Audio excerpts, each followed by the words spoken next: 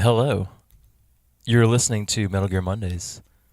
If you like the show, please rate and review on iTunes or any other platform that you so choose to rate us on. Now, on to the show.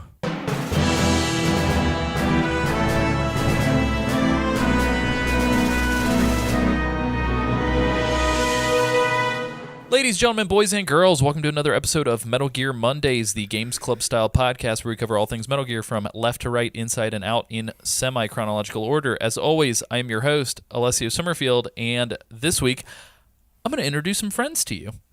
Friend number one, James Rakemuth. Wow, I need to come up with some sort of catchphrase. Patrons, if you're listening, feel free to submit catchphrases for James to open the show with. I like that. Thank you. Friend number two, Samuel Wright. I realize that some people might need some help with this because this may be like their first experience listening to a podcast. And I kind of just wanted to give my philosophy on podcasts, if you'll indulge me for a moment. Sure, why not? Go ahead. I think that podcasts are kind of like listening to someone else's journey with your headphones. And that's beautiful if you think about it. Wow. That's awesome. From one Sam to another. God bless. Friend number three, Isaac Lim. Hey, so James, I have a little jingle for you. Okay, hit me with it. Don't jingle my Isaac's James like, I goal. just played it on my keyboard off to the side. I tested it out. Can we, that's it. It's one and done. You missed it. I'll catch it in the recording. I'll listen back later. Oh my God. Ruthless. I love it. Holy shit. I love it. I thought one and done was the catchphrase for a second. I was like, ouch. Isaac's bringing the heat. I would never do that to you. Thanks. But I did that to you. Appreciate you. One day we'll find out what the catchphrase was. Much but love. Until that day, why don't you listen to Much this love, episode? one shot. James Rakemuth. Wow. Praise Jah. Oh, can Ja be my new nickname? Can I replace Ja Rule? Oh my God. Every Rastafarian is actually saying Praise James. Jesus Christ. How lazy Good. do you have Off to a be rip to run. not finish the name? Oh, that's really How lazy do you have to be podcast. to not finish the name James? Like, I'm Whoa. done. Oh. What happened You there? don't have to make it. You don't have to be sad about it. Welcome to the Love me. Welcome to the podcast, my friend, and me. Oh, yeah. I did want to point out real quick. Isaac, number third friend introduced, but not the number third friend in our heart. Yeah, Yeah, of course, that's very true. obviously. Even though he It's won't tell okay. me a catchphrase. You know, they always say, choose door number 3. That is what they always they? say. I don't know Is who. that what they always say? Yes. Who is they? Yeah, we also have a new patron of the show at the $5 plus tier, which means you get to submit a 150-word message, which is great. Longtime listener, first-time supporter, I Yeah. think. I don't want to misjudge. I think this is first-time financial support. So we wanted to say very special thanks to Zachary James. And James, would you read Zachary James? I find it appropriate. Absolutely. Would you read his message? James Connection. What up, Zach? Zach wrote in and said, "Kept you waiting, huh?" Well, hi, everybody. Zach goes on. Glad to see that the boys are back in full swing with MGM 2.0. I've got a lot of catching up to do and look forward to hearing the new takes on everything as these seasons progress. Thank you guys for having me on in the past, and I look forward to reliving more past experiences vicariously through you four. Thanks, Zach. Yeah, much appreciated. Let's talk about last episode. Last episode we covered Metal Gear Solid 1's generalities. Isaac, I'm not going to hit you with our patented trusty catchphrase. Oh, thank I'm gonna goodness. wait until next episode for that. Like catchphrases. Yeah, excuse me. Jingle. I don't know. Jingle. Program. Correspondence. No, jingle Don't bring program. up jingles. It's sensitive still. That's too true. soon. But yeah, before we kind of launch into our next topic, which is going to be the first portion of Metal Gear Solid 1's actual game, that's going to be story and characters and gameplay, I did want to lay down some ground rules, and I kind of wanted to reach out to some friends of mine to kind of help me along with these rules. So I'll take number one. I know, so last episode we broke down the format, but before we dive in this episode, just kind of wanted to give you guys the ground rules, right? So, Whoa. rule number one, dazzling it smoking. down. There we go. Rule number 2, smoke 'em if you got 'em. Rule number 3, stick the landing. But no, for real, here's our actual rules for the show. Number 1, we are not a Prima guidebook. If you are here expecting excruciating detail, item placement descriptions, or anything like that, this is unfortunately not the show for you. Here's the deal. Moving right into rule number 2, which, frankly, I can't read because I'm very blind, but I do know that it starts with, we are human, and I want to confirm that I am not a robot. And I also want to say We that bleed. while we try to be really thorough regarding the games and the plot beats and the gameplay and all the important stuff, we are people, so we mess up. We're not encyclopedias. It's not going to happen. I'm not a book. Other games clubs, while they may spend a game like this doing like 1 to 2 hours an episode, we're breaking it into chunks, and we're probably spending like 6 to 8 hours on the episode. So, like, bear with us, because we're people and not robots. Thanks, James. Isaac, friend number 3. Why don't you read rule number 3? I really hope that Thirdly, just sticks forever. Friend number 3, Isaac Lim. we got 5 friends in this. Oh shoot! No, I'm the Mystery fifth fifth friend. and the last. Oh, I like it. The Alpha and Omega. Alpha friend and Omega friend. All right. Well, Alessio, wait. Yep. Can you put that on? Can you put Omega friend on a business card, Alessio? Do you think you can make that happen?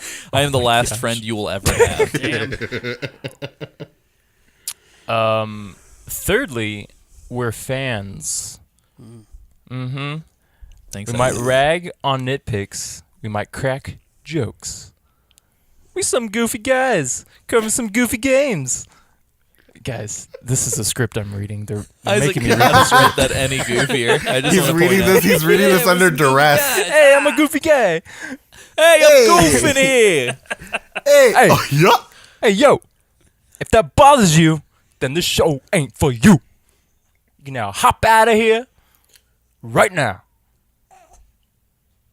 Are you Like dead. are you video game donkey? Or are We you, can what are promise doing? you that we played the games that we cover, unlike last time. Some Whoa. of us, dozens of Whoa. times. Chances are that we might. Wait, what? You're doing great. Just take a second, Isaac. You're doing Chances great. are So that for, you- for people joining Rule us number at 3 was stick the landing. Come on. for people joining us at I'm episode trying to number add 2, some gusto to this. All right? I just need to let everybody know that Isaac might be illiterate. Chances are that you got something you want us to mention that we might not mention. Write in and be kind. Please We didn't do it in rewind. spite. Yeah. We heart you.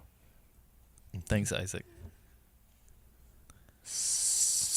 Sam. I'm realizing that. I'm like, where the hell are you reading these? And I'm realizing that I don't have the doc open. Do you not have the teleprompter in front of you? no. Hey, We, Sam. just, we actually committed them. on No. Who's the No, other it's mystery Let me relay person in it the to stock you. if Sam's done it? Yeah, hold on. No. No, I got it. I got it. Sam, Who's did you looking think at that us? I was doing that off the cuff? I didn't know what. I honestly didn't know what the fuck was happening. Like, who is this guy? I am a D-list internet celebrity, and I am a professional. D-list. But I'm not a Collectively. professional video game expert, and neither are any of us. Other than fan contributions to maintain the show, we've never been paid for our opinions or our criticisms for games that we know of. So please keep that in mind as you're That listening. said, if somebody wants to pay me Oh, to yeah. criticize somebody, like Oh, I'm, please. Oh, I'm 100%. Yeah. Hundo. Kotaku, you're looking for 100%. people? Yeah. We're here. call us. And rule number 5, last but not least, we have fun, we experiment, and you should too. Sexually, Sexually, emotionally. emotionally, with your taste buds, potentially. With chemicals. Always. But we're just some moderately invested fans with a passion for discussion. I don't think any of us here are declaring that we're like super fans. I will not fight you about your autographed Metal Gear collection. I think that's cool. I have amassed a ton of Metal Gear memorabilia, sold it, and then amassed more, and then sold those. So, like, at this point, like, chances are I've owned it, but I don't have it now. And that's cool. Some people have big apartments. Weird flex, but okay. But Alessio yeah. is a pawn star. Oh, It's known in the 100%. industry. Yeah, ask what Isaac now? in my heyday. I was wheeling and dealing at the GameStop and the pawn shop. This is true. This is too true.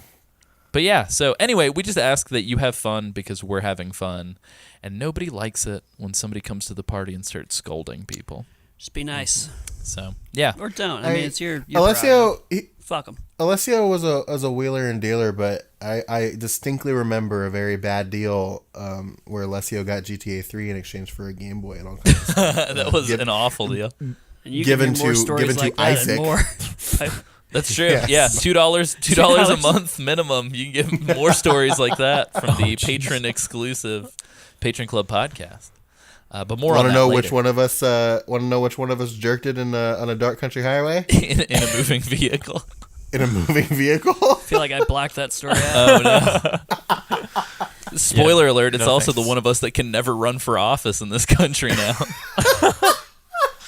But yeah, all that and more in store for $2 or more at patron.com. .com. Very important that you get that right. But yeah, .com. Jesus.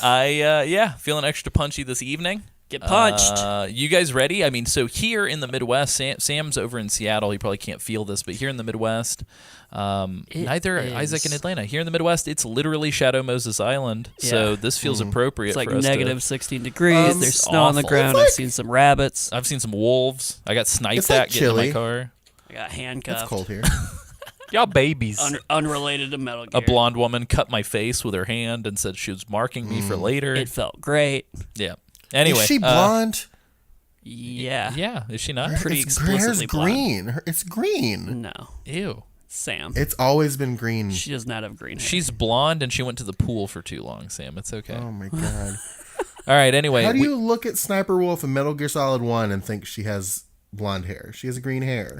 with my eyes. Does it ombre from green to blonde? I think don't it's know, but from she has black to green hair in blonde. the- Is it like the dress? Are we both seeing the same thing Oh, but different shit. I colors? think we. Oh, Yorl God. Is and this Lanny. Is this the fucking Mandela effect? This Mandela is effect? the Berenstein. We'll figure it out. So, guys, while we figure that out, listen to this cool music, and then we'll meet you on the other side in Shadow Moses.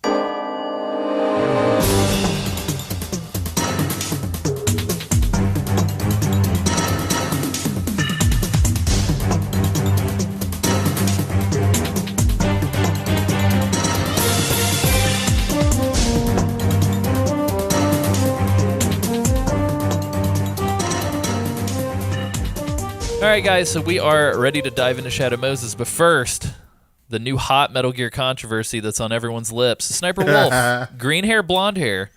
Turns out Shinkawa designed her with green hair, but technically in the game she appears with sandy blonde hair. And I also You can really quickly take want your to technically and shove it up your ass. I want to quote this really disturbing 2003 interview with David Hayter real quick. Yeah.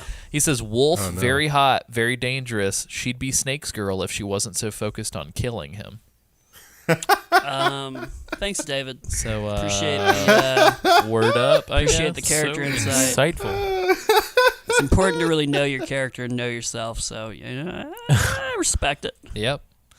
But yeah, so here we are. We're actually diving into the game as it were proper. I will kind of be the one pushing the gondola, and I guess these lovely gentlemen will be chiming in with their thoughts. I'll be treading water. To kind of get us started before we dive into the main game, as it were, let's talk about, we kind of mentioned this last episode, the sort of introduction video that plays before the start menu Yeah. appears. So this is sort of like the opening to like the movie, as it were, I guess. It's like the opening scene, right? Kind of Oh yeah, setting the stage. It's very much like a movie. It's very much like a certain movie, full of very scary people. like a very specific movie Yeah, called Escape from New York. yeah. But But yeah, so essentially we get the lowdown. I don't think we know that it's Colonel Campbell speaking. I don't think so. Just yet. This is where they name drop everybody's name too, right? Yeah, so this is like, as we mentioned last episode, like, where we kind of go through the pantheon. Weird flex to have all this important information at this Yeah. at this point. So here's the deal. A lot of games at this vintage, and I would even argue like some of the early 2000s games, like kind of put story important cutscenes like before the start menu. Yeah. I spent many a time having to like reset the game because I realized I missed some important story beat. Yeah, A lot weird. of games in my heyday I don't know why they do that. to cause us pain.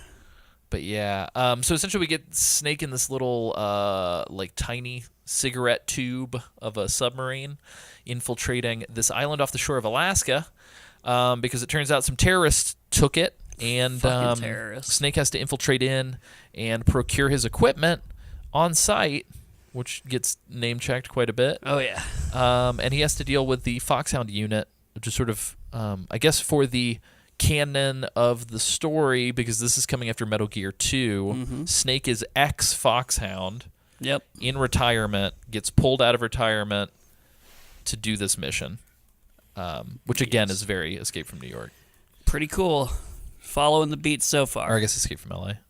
Yeah, Escape from. Well, I mean both kind of. Yeah, I think Escape from LA, Snake gets pulled in from retirement. I think Escape from New York, He's just a going prisoner. to jail. Right. Yeah. But a very different game. Yeah.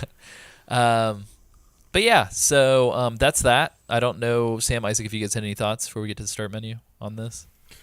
I thought. Are we talking about the briefing yet? Yeah, Or kind no? of. I mean, we can kind of lump the briefing stuff in here too. Well, the only thought that I have, I think it was like really strange of most games to put the thing in front of the start menu. Like it feels a little too important to be something that you could accidentally just bypass Yeah, as an attract reel, you know? for sure. Yeah, it's not really like a highlight reel of like, here's all the dope shit you'll be doing. It's like, this is pertinent story information. Like MGS2's, God. Oh, yeah. MGS2's Dude. highlight reel hypes me up so hard every time. It's the music, dude. It's like when it gets I down to watch like it. just the snare drum. Like, I just Yeah, have I like watch a tear it in every my eye. time. It's wonderful. But yeah, so Sam mentioned the briefings. We also mentioned it last episode, so I would just go back to previous episode, but just so you guys know, just to kind of run through it real fast for posterity. In the start menu, which has got this super fucking cool, like cyberpunk digital world background Shit's theme. gnarly. It looks like Tron. Snake fades in and he's holding his like night vision goggles above his head. The title music starts. I love it. This is wonderful. But you press start and you get some choices. So you got new game, you've got special, you've got options, you've got VR training, and you've got briefing. The briefings kind of unlock as you go, but as we Yeah. mentioned last episode, it's a bunch of like hand-drawn animation, It's cool stuff. kind of super cool Yeah. story stuff. Just to kind of touch on the quick beats, we get introduced to Dr. Naomi Hunter. We get introduced to the fact that Roy Campbell pulled Snake out of retirement. We get introduced to the fact that Snake is a professional wolf dog racing musher. Yeah. Oh, yeah. Weird detail.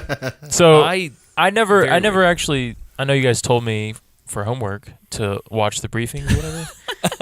I did not do that. I'm sorry, guys. but you're all good. I don't think you did it last time either. When yeah, Here we when are I 3 was, years later. when I was playing through it and we get to the caves with the wolves, what's her name is like Meryl's like says something about these are wild dogs or whatever, and he just goes, I know.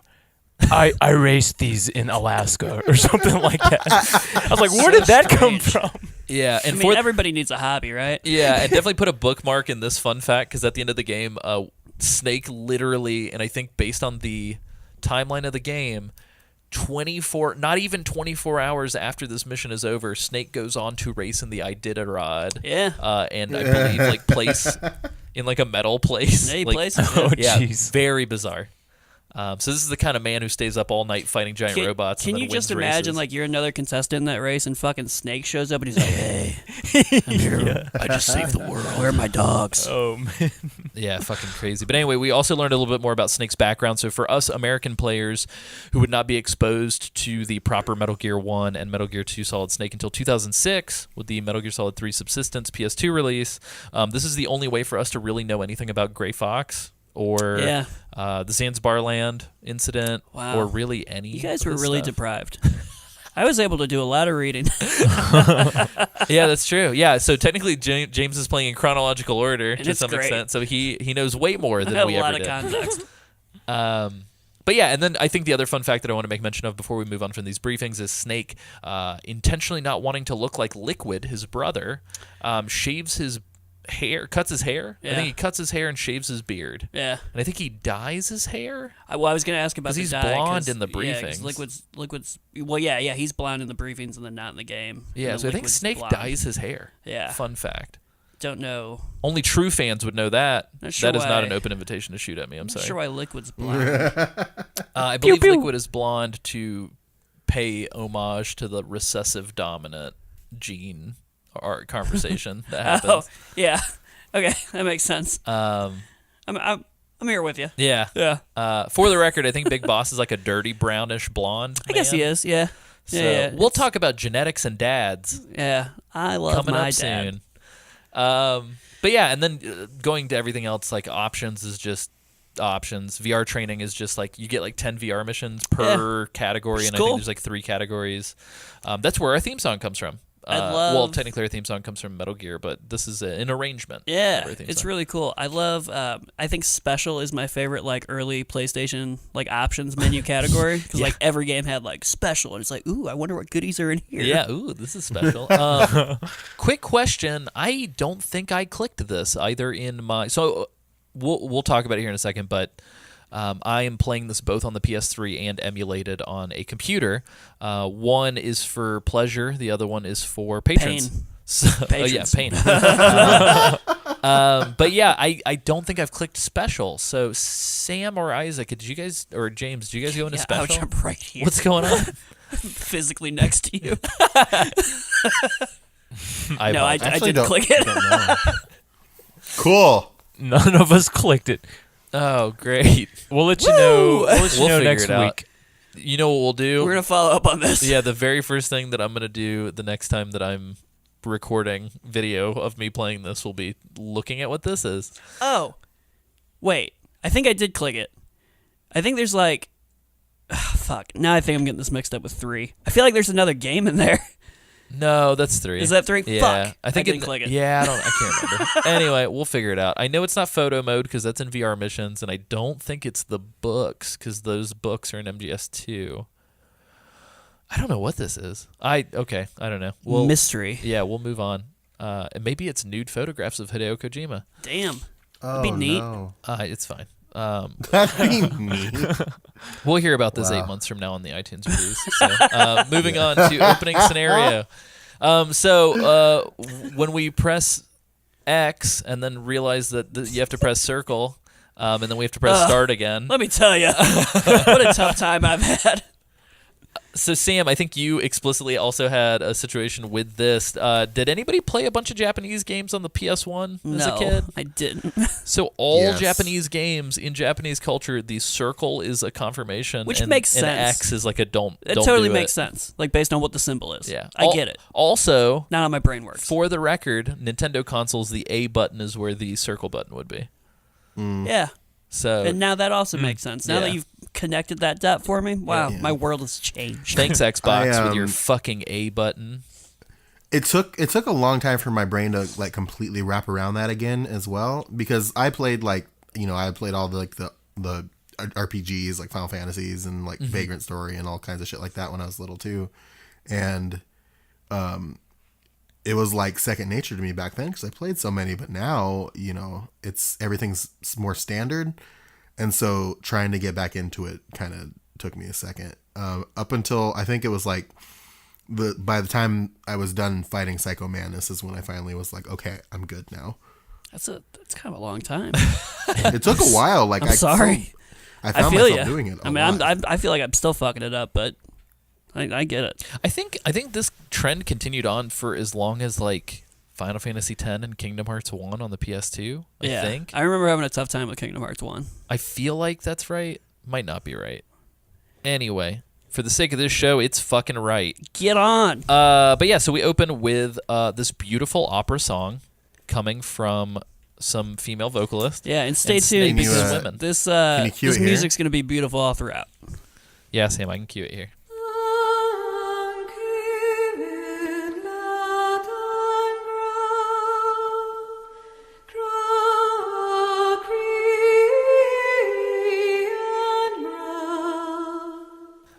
Isaac, one time 3 years ago, you had something to say about Snake swimming into action.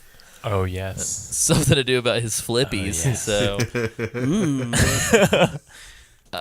but yeah, so Snake kicks off his flippies. He I don't gets wanna in this rehash this history. dock. Yeah, it's fine. Go back to the original episodes, you guys. Or you can just cue it here. God, Yeah, we can just have damn. like Gray Fox style breakdowns and just start queuing it here, Oh, and slipping into the no. past. 2 years ago, the Hudson River. The opening cutscene was really long. And I did like how he was swimming around in his scuba gear, and I was like, "You're pretty cute." And the game started. Solid and- Snake's such a cutie. Kawaii. Isaac's got the opposite of a waifu. It's Solid Snake. Solid Snake. Solid dude. He's my husband, dude. Anyway, Oh. but yeah, Husband do for Isaac desu. He's my yeah, I senpai. probably died right off the bat. No. Where are we? Yeah, midway through the episode, it just slowly starts the hard cut between the two. Jesus Christ. Yeah, It's feeling like kind of Metal Gear bad. Solid 4. We're pressing the X button and they're doing the flashes every 5 seconds. Yeah, exactly. But Snake gets out of the water. He squats down on one knee because Yeah. he's protesting at a football game, and he puts his arm on his neck. Oh man. He puts his hand on his neck and does the classic codec answering pose, and we get introduced to our first codec call, Yeah. and it's fucking wonderful. What up? Our boy Roy is like, "Yo, Snake, go sneak that shit." Pretty much. It's pretty good. This is sort of the tutorial area. Roy talks about how Snake has to take the elevator to get up to the base proper, Yep. and to be careful because there are guards. And Snake is all covered up. He's got his goggles and everything on still.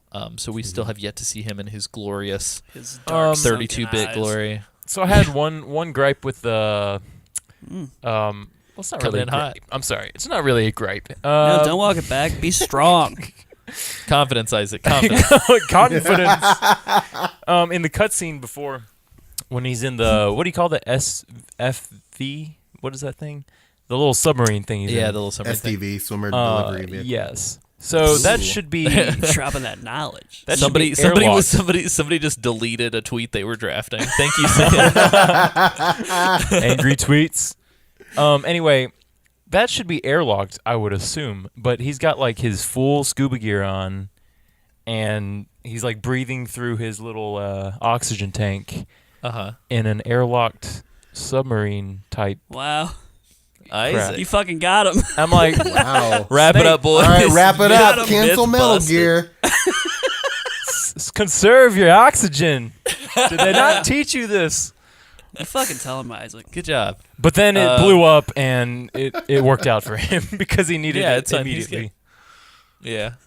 That's Very strange. I also Fantastic. I also wonder for all this whole like you have to be a ghost and leave no trace. It's interesting that they just keep leaving huge pieces of equipment Oh, yeah. behind Yeah. in their wake. Yeah. But anyway, as Snake is infiltrating, Colonel talks about how they have a diversion that is going to be playing in Snake's favor. And I believe the diversion is two F-16s are going to be flying over, trying to Yeah. like juke them or whatever. Some bothersome flies. Oh yeah, they will be swatted. But right as Snake is approaching, a man with a very British accent, a very amazing accent, gets on an elevator and gets out of there. Yeah. He's like, oh, I want elevator. He'll be coming through here. I know it. Yeah. And then and so then we are introduced to our first gameplay area, which is a pretty awesome little fantastic moment of like organic tutorialization. Yeah. We're just kind of Yeah. chilling in like this very formulaic grid, like 3x3 layout. I feel like somebody designed this on fucking graph paper. It looks that way. And they It's do very like it's a very like great microcosm of like here's literally everything you're going to be doing. Yeah, here's the whole game in one zone. And the thing that I love about it is, and I take advantage of this constantly, the fact that nobody can hear your footsteps unless you're on specific types of Isn't that cool? material. So like I Yeah. love it, which is cool because it plays into like if you play Metal Gear Solid 5 or Peace Walker or whatever, you can like Yeah. craft a sneaking suit that kind of does the same thing, which is cool. I guess they're trying very hard to be like, it wasn't a hardware limitation, it was a Right. style choice. But in this game, in this little area, they put little puddles of water. So you might be used to like, oh, I can just run past these guys and they won't hear me. But if you touch the water at all, they will. They're gonna know. Yeah, they're like bloodhounds. So Splish it took- splashing back there. It took some. This is where like I immediately forgot several things. seems like which everything. is he can't tiptoe, which is tying into what we were just talking about. He also can't crouch walk, which I don't know why I expected there to be crouch walking, but I'm just so used to having it that I forgot that he couldn't. Yeah, crouch walking is like the greatest gift that will be bestowed upon the Metal Gear fandom through playing these games Y'all in like waited a long release time order. for that crash walk. Dude, we waited 4 games, It's rough. right? It's like Metal Gear Solid 4, I think, was the first time. Yeah, that's. I feel for you. It's a lot. It's wonderful, but yeah. So this game, yeah, it's interesting. You're kind of introduced to what I kind of consider to be Kojima's like human simulator control scheme. So it's kind of like the buttons kind of map to like the part of the body. I've noticed it's very like Yeah. Assassin's Creed, I guess, in that Totally. way. So like triangle is you can look out of your face. Yep. X is to crouch. Circle is Look to punch. out of your face. That's where you look. But like the face buttons, I feel like are mapped generally to like the layout of the body. So Yeah. like square and circle are hand things. So like square is like grabbing people or whatever, and triangle's head stuff, and X is foot stuff. Yeah. Love foot stuff. Yeah, I all about some foot stuff. But yeah, so in this zone we just got 2 dudes. We got some rations kind of splintered around throughout. You can only carry 2, but I think there's 3 in this area. And as you wander around, eventually the elevator will come down, and an extra dude will join the mix. Yeah. It's like, hey guys. Yeah, you can either choke people out to wipe them off the map, which like I'm gonna be real with you guys. I'm trying to go for like limited discoveries, Yeah. but I don't give a shit about lethality. Right. So I'm kind of choking people out quite a bit just to like remove their pieces from the board, because I don't want to have to deal with like weaving through additional Valid bodies. strategy. It's not necessarily that they die. They could there- just be You hear that crack, my knocked friend? out. Yeah, Crunchy. yeah, for sure. Yeah, and I love that sound. So that And Yikes. is very rewarding. It is. I It really appreciate that they also flash out of existence. Oh yeah, no body hiding. We didn't have that technology yet. But yeah, so this is this sort of opening area. I'm trying to think if there's anything else. I feel like I had some questions. Oh yeah, so the questions I have for you guys. I guess now this is all of us now. So James just got done playing 5 before playing 1, and we're all coming to 1 from having finished. I think Peace Walker was like the last Metal Gear that we all guaranteed Yeah. played. Yeah. Are you guys feeling that it's jarring to come back? Would you recommend somebody go back and play this like today? I think it's cool to play it. I don't think it's jarring. And I think part of that's because I haven't played it before. But I also do feel that like a lot of my like viewpoints on these characters are like really colored by how strongly I feel about characters from like 3, Peace Walker, and 5. So that's been interesting. Nice. Sam, Isaac, did you guys have trouble coming back to the classic style? I'm going to be honest with you guys, and it's caught on video for people to watch. I got spotted fucking instantly in this game because I forgot that the digital touchpad is not super sensitive and literally ran into the back of a guard. So that was me. Yeah. It was like Disney family movie, kids trying to escape their parents and running into the butler from behind shenanigans. Oops. There's a couple of like moments where it kind of forces you to remember that you're playing a PS1 era game, but I think in general, it's still like really good. Mm-hmm. Like as far as like the gameplay goes. Mm-hmm. Like Yeah. it feels good, and I think a lot of that is owed to the fact that like you can run in a 3D plane and you can run in a circle and like all this other stuff like that. I guess the only thing really that's missing is a crouch walk. Yeah. Please, baby Kojima. But yeah, so we get out of the elevator area, and by the way, I think this is an excellent way to do credits. So the whole time we're sneaking through this dock, they're just like subtly rolling credits, Yeah, like it's in cool. the corners and stuff. One of the big things that you'll notice right out of the gate is that all of the voice actors are not their actual names, except for David Hayter. So because during that era, voice acting and like Screen Actors Guild acting was like all kind of Yeah. in one thing, and people were nervous. Every single actor except for David Hayter is under an alias. That's crazy. So the credits are all like false names. Wow. And I think fuck? David Hayter, one- the the one- European version, would be named like Sean Baker or something. Yeah. But that's It's about it. interesting. The one name for some reason, the one game that like sticks out, the name that sticks out to me really hard is James Flinders. I love that boy. That was my dad. I think Christopher Rudolph that does Otacon's voice? Is that his name? Christopher think so. Randolph. Randolph. My bad. Yeah. He goes by like Christopher Fritz or something. Yeah, in Christopher the- Fritz. Yeah. It's very weird. But yeah, when you go back, just keep an eye out for those because they're pretty funny. But I've noticed that even though I think it does show director and producers at the top, when you get in the elevator, it kind of it recycles through the big names again, just automatically as part of the cutscene. I'm pretty Oh, sure. really? Yeah, because I don't think I caught that. it's very specific about when it shows you. Well, yeah. like Kojima and everybody. right. But, Yeah. It's interesting. and then we get this sick fucking Snake derobing, and the title sequence appears above his head, and we get to the top of the elevator. Iconic. Awesome music. Which it's like I'm already like, damn, I'm in the atmosphere of like a very fucking cool action spy thriller yeah. flick, It's great. and like this is a game. Yeah. Also, real quick, long play on YouTube of this, not fucking around, just kind of going straight to the meat. 7 hours, 33 minutes. Hey, Hollywood, please don't do anything off script if you're making a movie of this, as we think you are. Can you just take that 7.5 hours and just kind of make it work for 3? Yeah. Because, like, the shots are already there for you. Like, just Honestly, yeah. just use fucking these remaster shots, the cutscenes. please. But anyway, cool. That little weird addendum aside. Sam, do you want to intro us to this little heliport area? Yeah. So you wait when this strange British man goes up in the elevator. You essentially wait for it to come down, and you go up, and then you're introduced to the heliport. And you are essentially told you're introduced to Mei Ling, who is your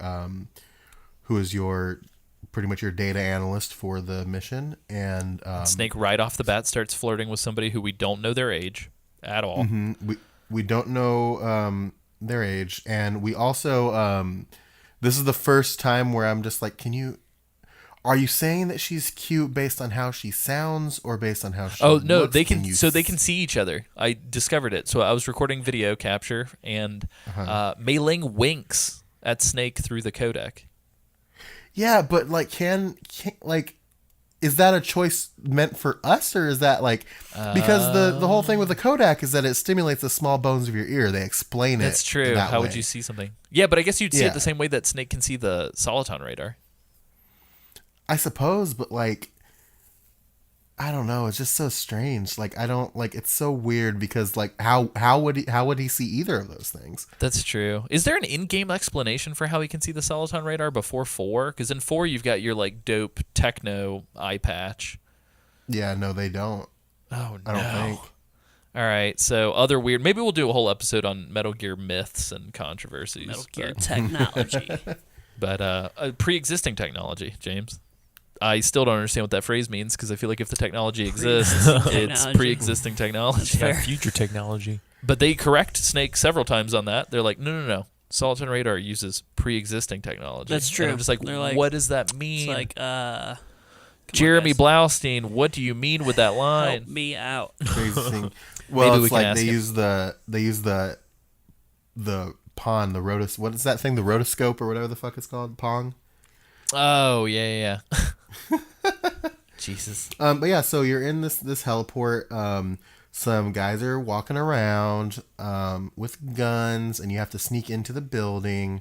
You There's get this big 5.56 helipad. and pineapples, Sam. Yeah, they've got 5.56ers and pineapples, and this British man gets into a Hind D helicopter and says he needs to swat down some bothersome flies. And he takes off in the helicopter, and then you have to go sneak into the building. And For some reason, the helipad has spotlights that are flashing back and forth across it. Yeah, you can go around. And do some stuff. Very nice. Yeah, right before you, so because they kind of break this up into like several codec calls, kind of spaced out. Yeah. Snake, I think for like one of the only times when he's out of your control and he's moving, Snake pulls out the binoculars and looks around, and quite literally, that is the only time I will ever use those binoculars, and I didn't even use them. Yeah, Which that's was a good point. weird. It was interesting to me. I think that was like one of the things that I immediately missed because you keep kind of like I felt like I was being interrupted by the codec calls because I'm like so used to 5 where it's just like kind of organically happening as you're moving. But then I thought about it and I was like, wow, for as like cutting edge of like mechanics this was back then, like this is actually a really smart way to like slow you down and make sure that like you're prepared to go forward. And I was like, that's pretty cool. Yeah. The other thing that I kind of enjoy about it is like I was paying attention to it, and I feel like at least early on, none of the characters have more than like 5 or 6 lines at a time. Like they're all pretty brief. Like I feel like one character will say 2 or 3 lines, then another character will say 2 or 3 lines, and another character will say 2 or 3 lines, and it's very like fluid. Yeah. It doesn't feel like you're being like preached to. It's and true. like Snake's questions feel like questions that I would have as a first time player. Like somebody will say something and then he'll be like, "Wait, what?" And then they'll be like, "Oh, it's this." Yeah. So I think they do a good job with them. But yeah, so shortly before we do get control again, Roy Campbell does straight up tell us that somebody shot down 2 F-16s with a Hind D. Uh-oh. Yeah, so I think we can surmise that the blonde British man in the Hind D is a fucking super soldier. Or that helicopter's a fucking super helicopter. Yeah, Vice President helicopter's fucking ripping ass. Chopper. But yeah, and then we get like full control to kind of figure out however the hell we want to get into this building. Oh, and I know we said that we weren't going to be like the prima guy to where things are, but this one's kind of important. This is your first opportunity to get the SOCOM pistol in the back of the truck. Yep.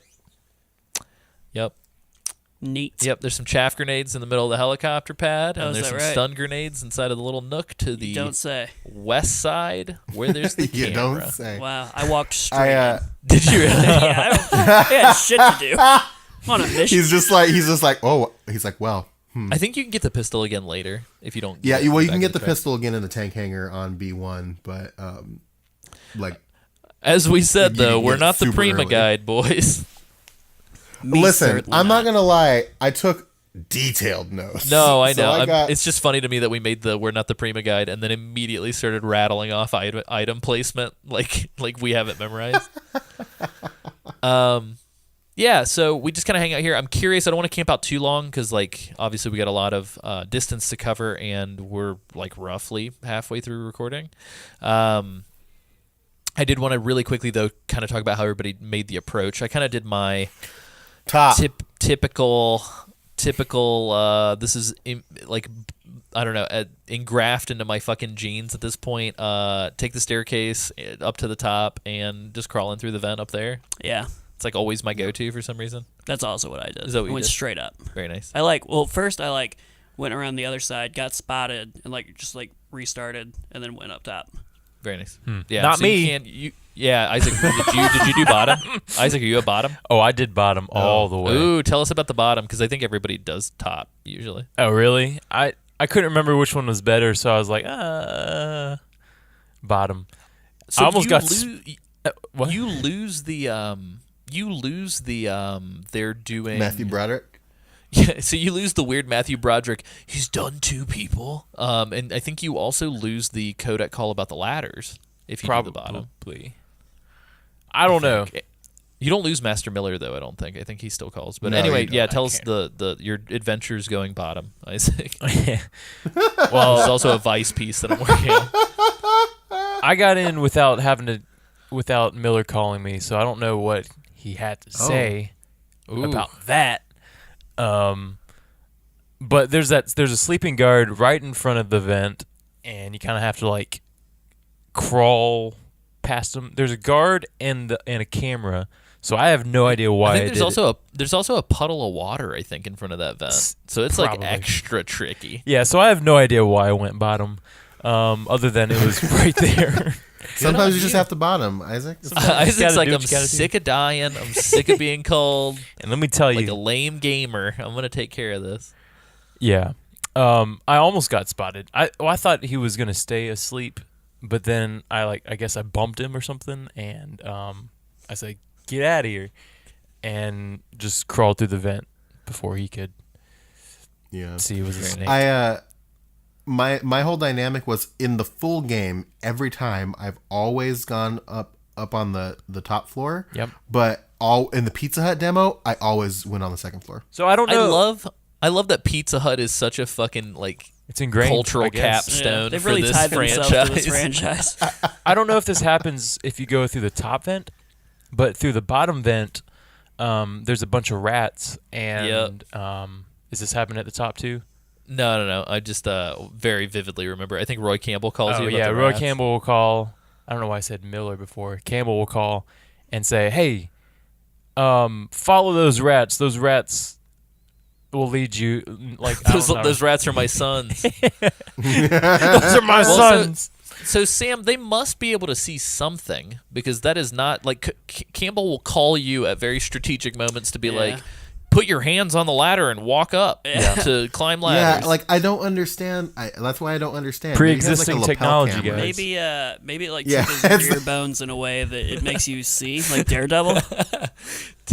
Just tickle the ear bone a little bit. Isn't it I like nanomachines? I like Isaac's suggestion that it's pre-existing technology. You just Yeah, gotta. That's how he's doing it. I'm pretty sure MGS4 retcons like 90% of this game to be nanomachines. So. Pre-existing nano machines. Let's just keep going though. So we get into the tank hangar. As we mentioned, if you go up through the top, you get a codec call from Campbell about how to climb up and down ladders. You also get a call from your old pal Master Miller. Oh, was I happy to see him? It's interesting that the same voice actor voices both Liquid and Master Miller. What? I wonder what that could possibly mean. Maybe some sort of twist. That's true. James, did you know about the twist? Yeah. You did know about Yeah. it?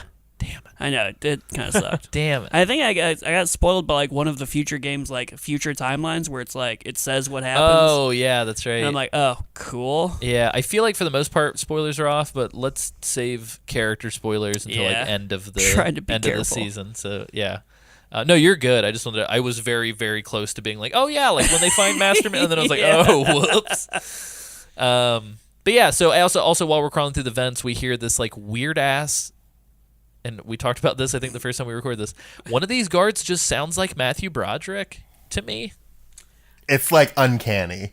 I don't. So one of the two guards, like they talk about gassing the Yeah, vents to right. kill all the rodents, and there's really creepy music playing. Yeah. And Snake is kind of like commenting on their conversation, but one of the dudes just straight sounds like Ferris Bueller's Day Off era Matthew Interesting. Broderick. I didn't make that connection. It's very weird. I like it though. Pretty funny. Yeah. Are we sure that it's not him?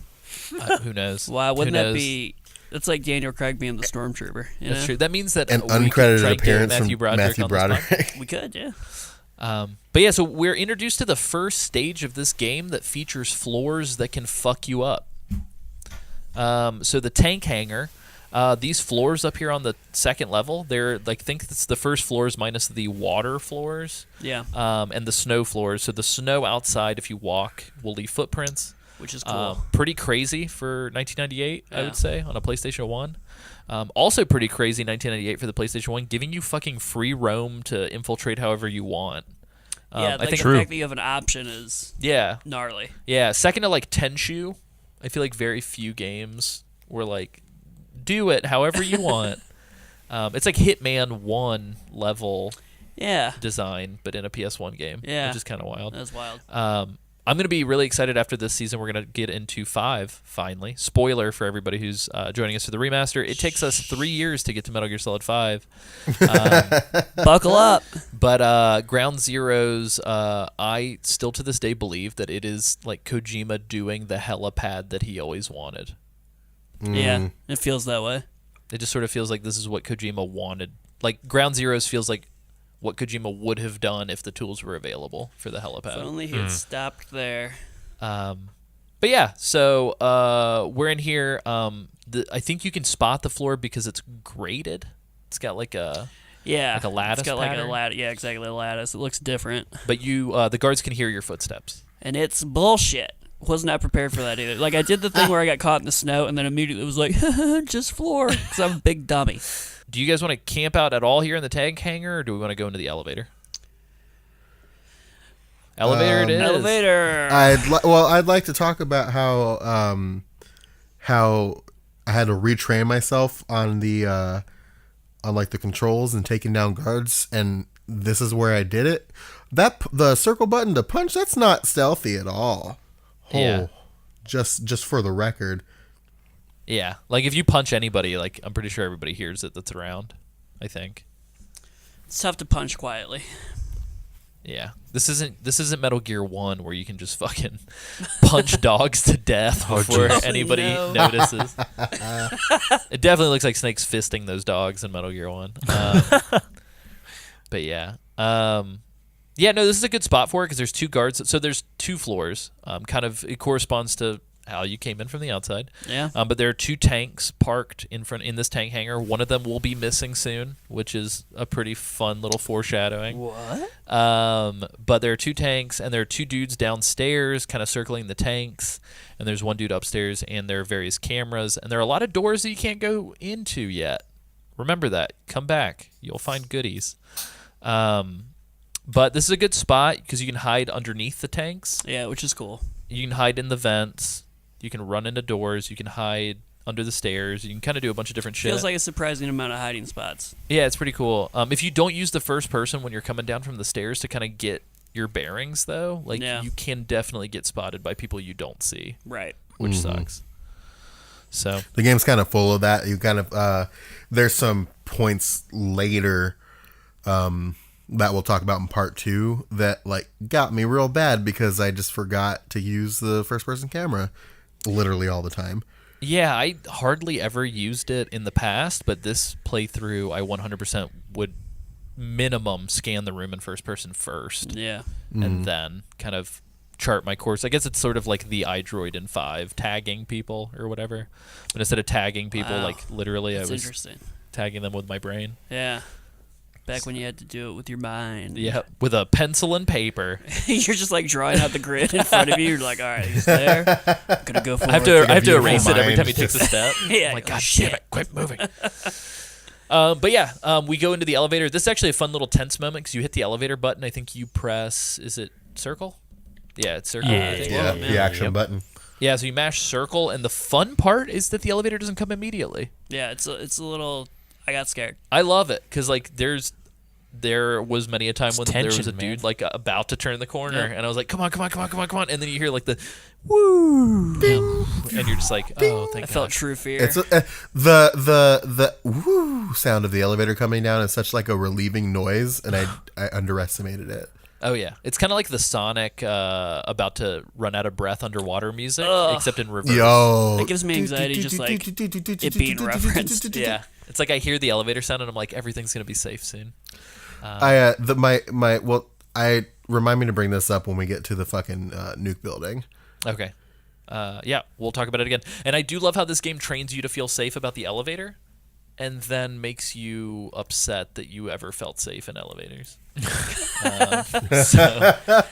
You thought you were safe? Yeah. You fool. Why is the weight counter going off? All right. Anyway, so we go. Basement B1. I don't think we can we go to B2. I think we can go to B2, but I think Yeah, you probably. You can, Yeah. and I did. Oh, okay. Tell us about I that. don't think there's anything going on down there. Like, Yeah, I it's think I terrifying. went down, walked around. I was like, okay, I'm not supposed to be here, and went back. Yeah. Did you? Did fall you? into the Did floor? you? Yeah. Yeah.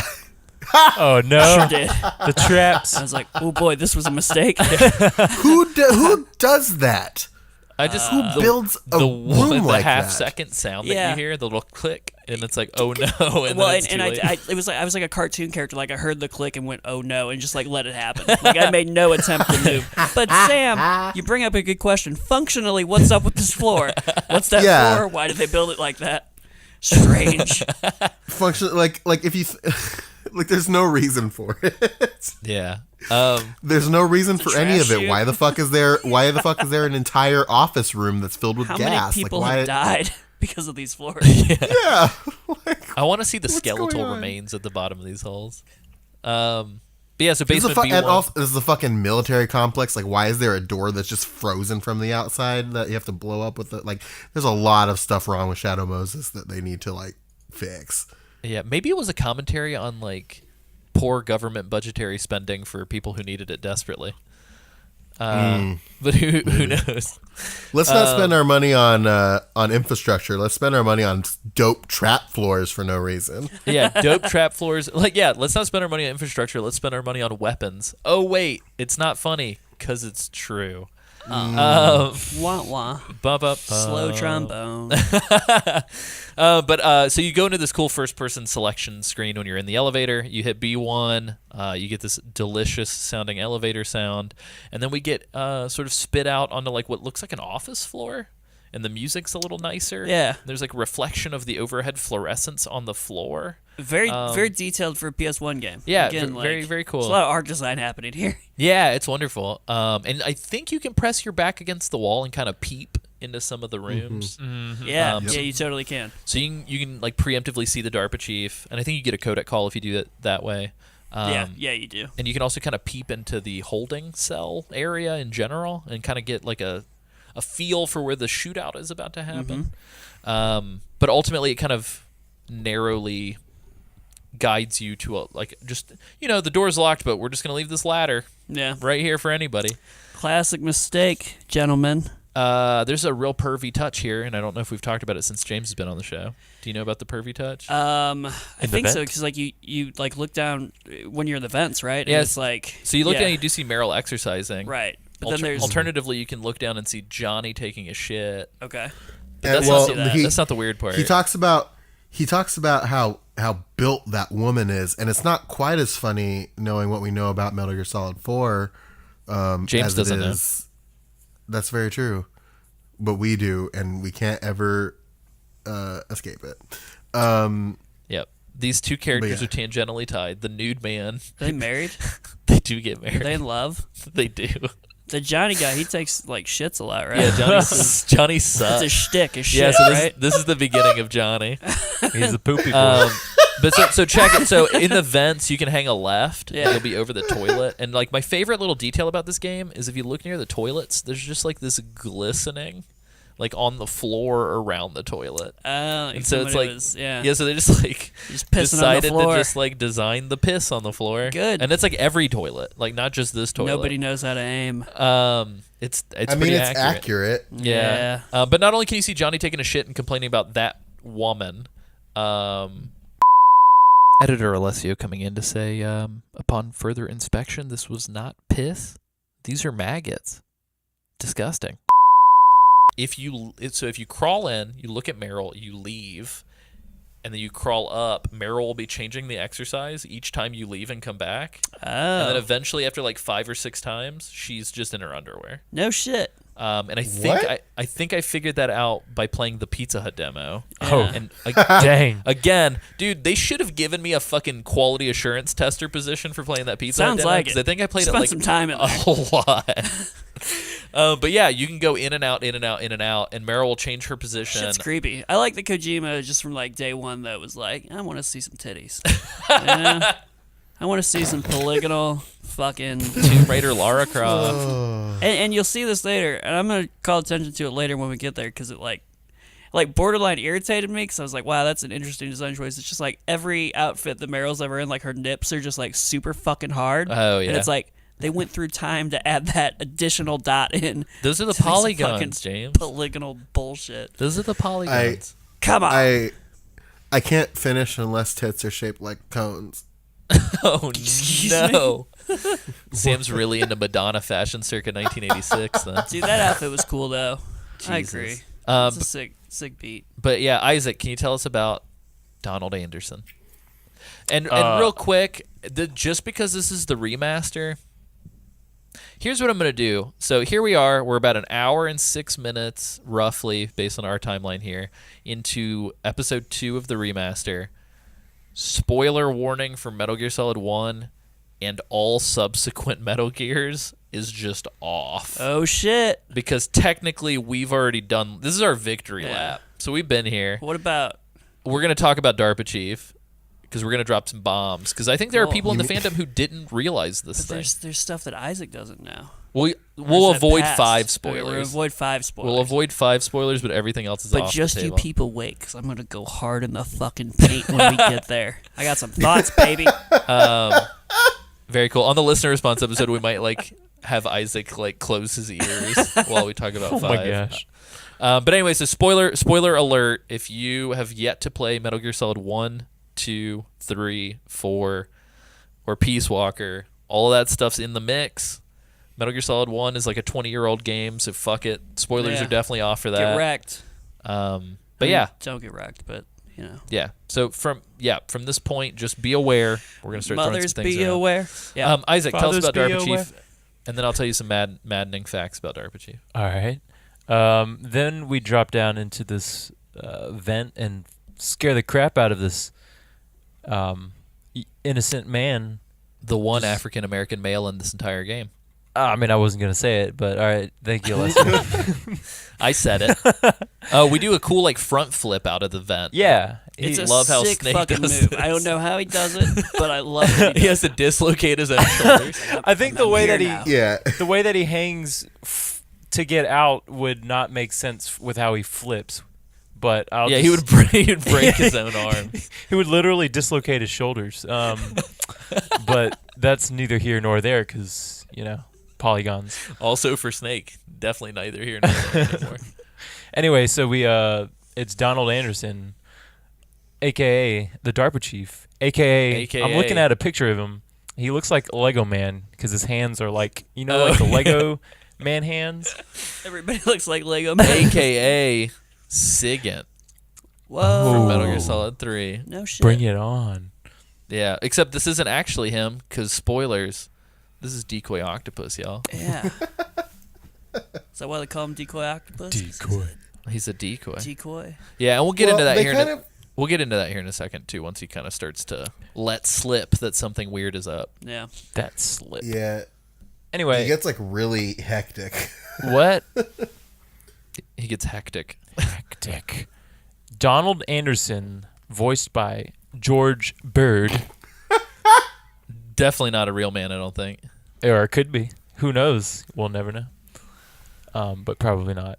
Anyway, so after getting defensive about Snake, or just like this random guy falling out of an air vent, he realizes that Snake's here to set him free. And they discuss very loudly, I may add, about all this classified information and about a Metal Gear, blah blah blah blah blah blah blah blah. Yeah, both Meryl and Johnny become quite aware of this conversation that's happening. Everybody It is can so hear. loud. Like everyone, like Meryl's, Yeah, everybody- Meryl's pressing against the wall. Johnny's like, "Huh, what's Yeah, everybody on the block's like, what? Okay. But yeah, so yeah, DARPA Chief tells Snake all this important information, but what's interesting is instead of telling Snake that Snake's got to get him out of there, the DARPA Chief keeps asking Snake over and over if he knows the launch codes. Yep. Yeah, which is fishy. Which is super a fishy. little strange. It's like, bro, I'm here to help you. And he's like, no. What's the launch code? It's like, what the fuck are you talking Yeah, about? and he keeps saying, he's like, do those guys in Langley tell you anything? And Snake's like, we got to go. Like, Yeah, what are you it's like, talking shut about? up. Put your fist in my mouth. Let's go. Yeah, that's my literally gosh. that's literally I think what Johnny says. Johnny hits the door real hard and goes, "Shut up." Try to sleep. But then DARPA Or Chief poop. starts having a heart attack. It's true. This is heart too attack's very, very dangerous thing in '98. If you're in proximity to somebody having a heart attack, you might also have a heart attack. Yeah, if you're in proximity to a man with a mullet and deep sunken dark You eyes might have a heart attack. and a bandana, you will probably have a heart attack. If this comes you this are comes into next play to later. a man who's having a heart attack, you might be a redneck. Oh god. If you are a man having a redneck or having a heart attack, you might be a redneck. You got to say it right. You might be a redneck. You got to. You might be a redneck. Sam broke. This is one of those patented. Sam broke in the middle of the episode. Possessed by Psycho Mantis right now. You just keep saying, "You might be a redneck." You might be a redneck. Sam Get her like, done. Jesus. Sam, plug the controller into port 2. Those are two different comedians. Very nice. But yeah, so DARPA Chief has a heart attack, freaks out.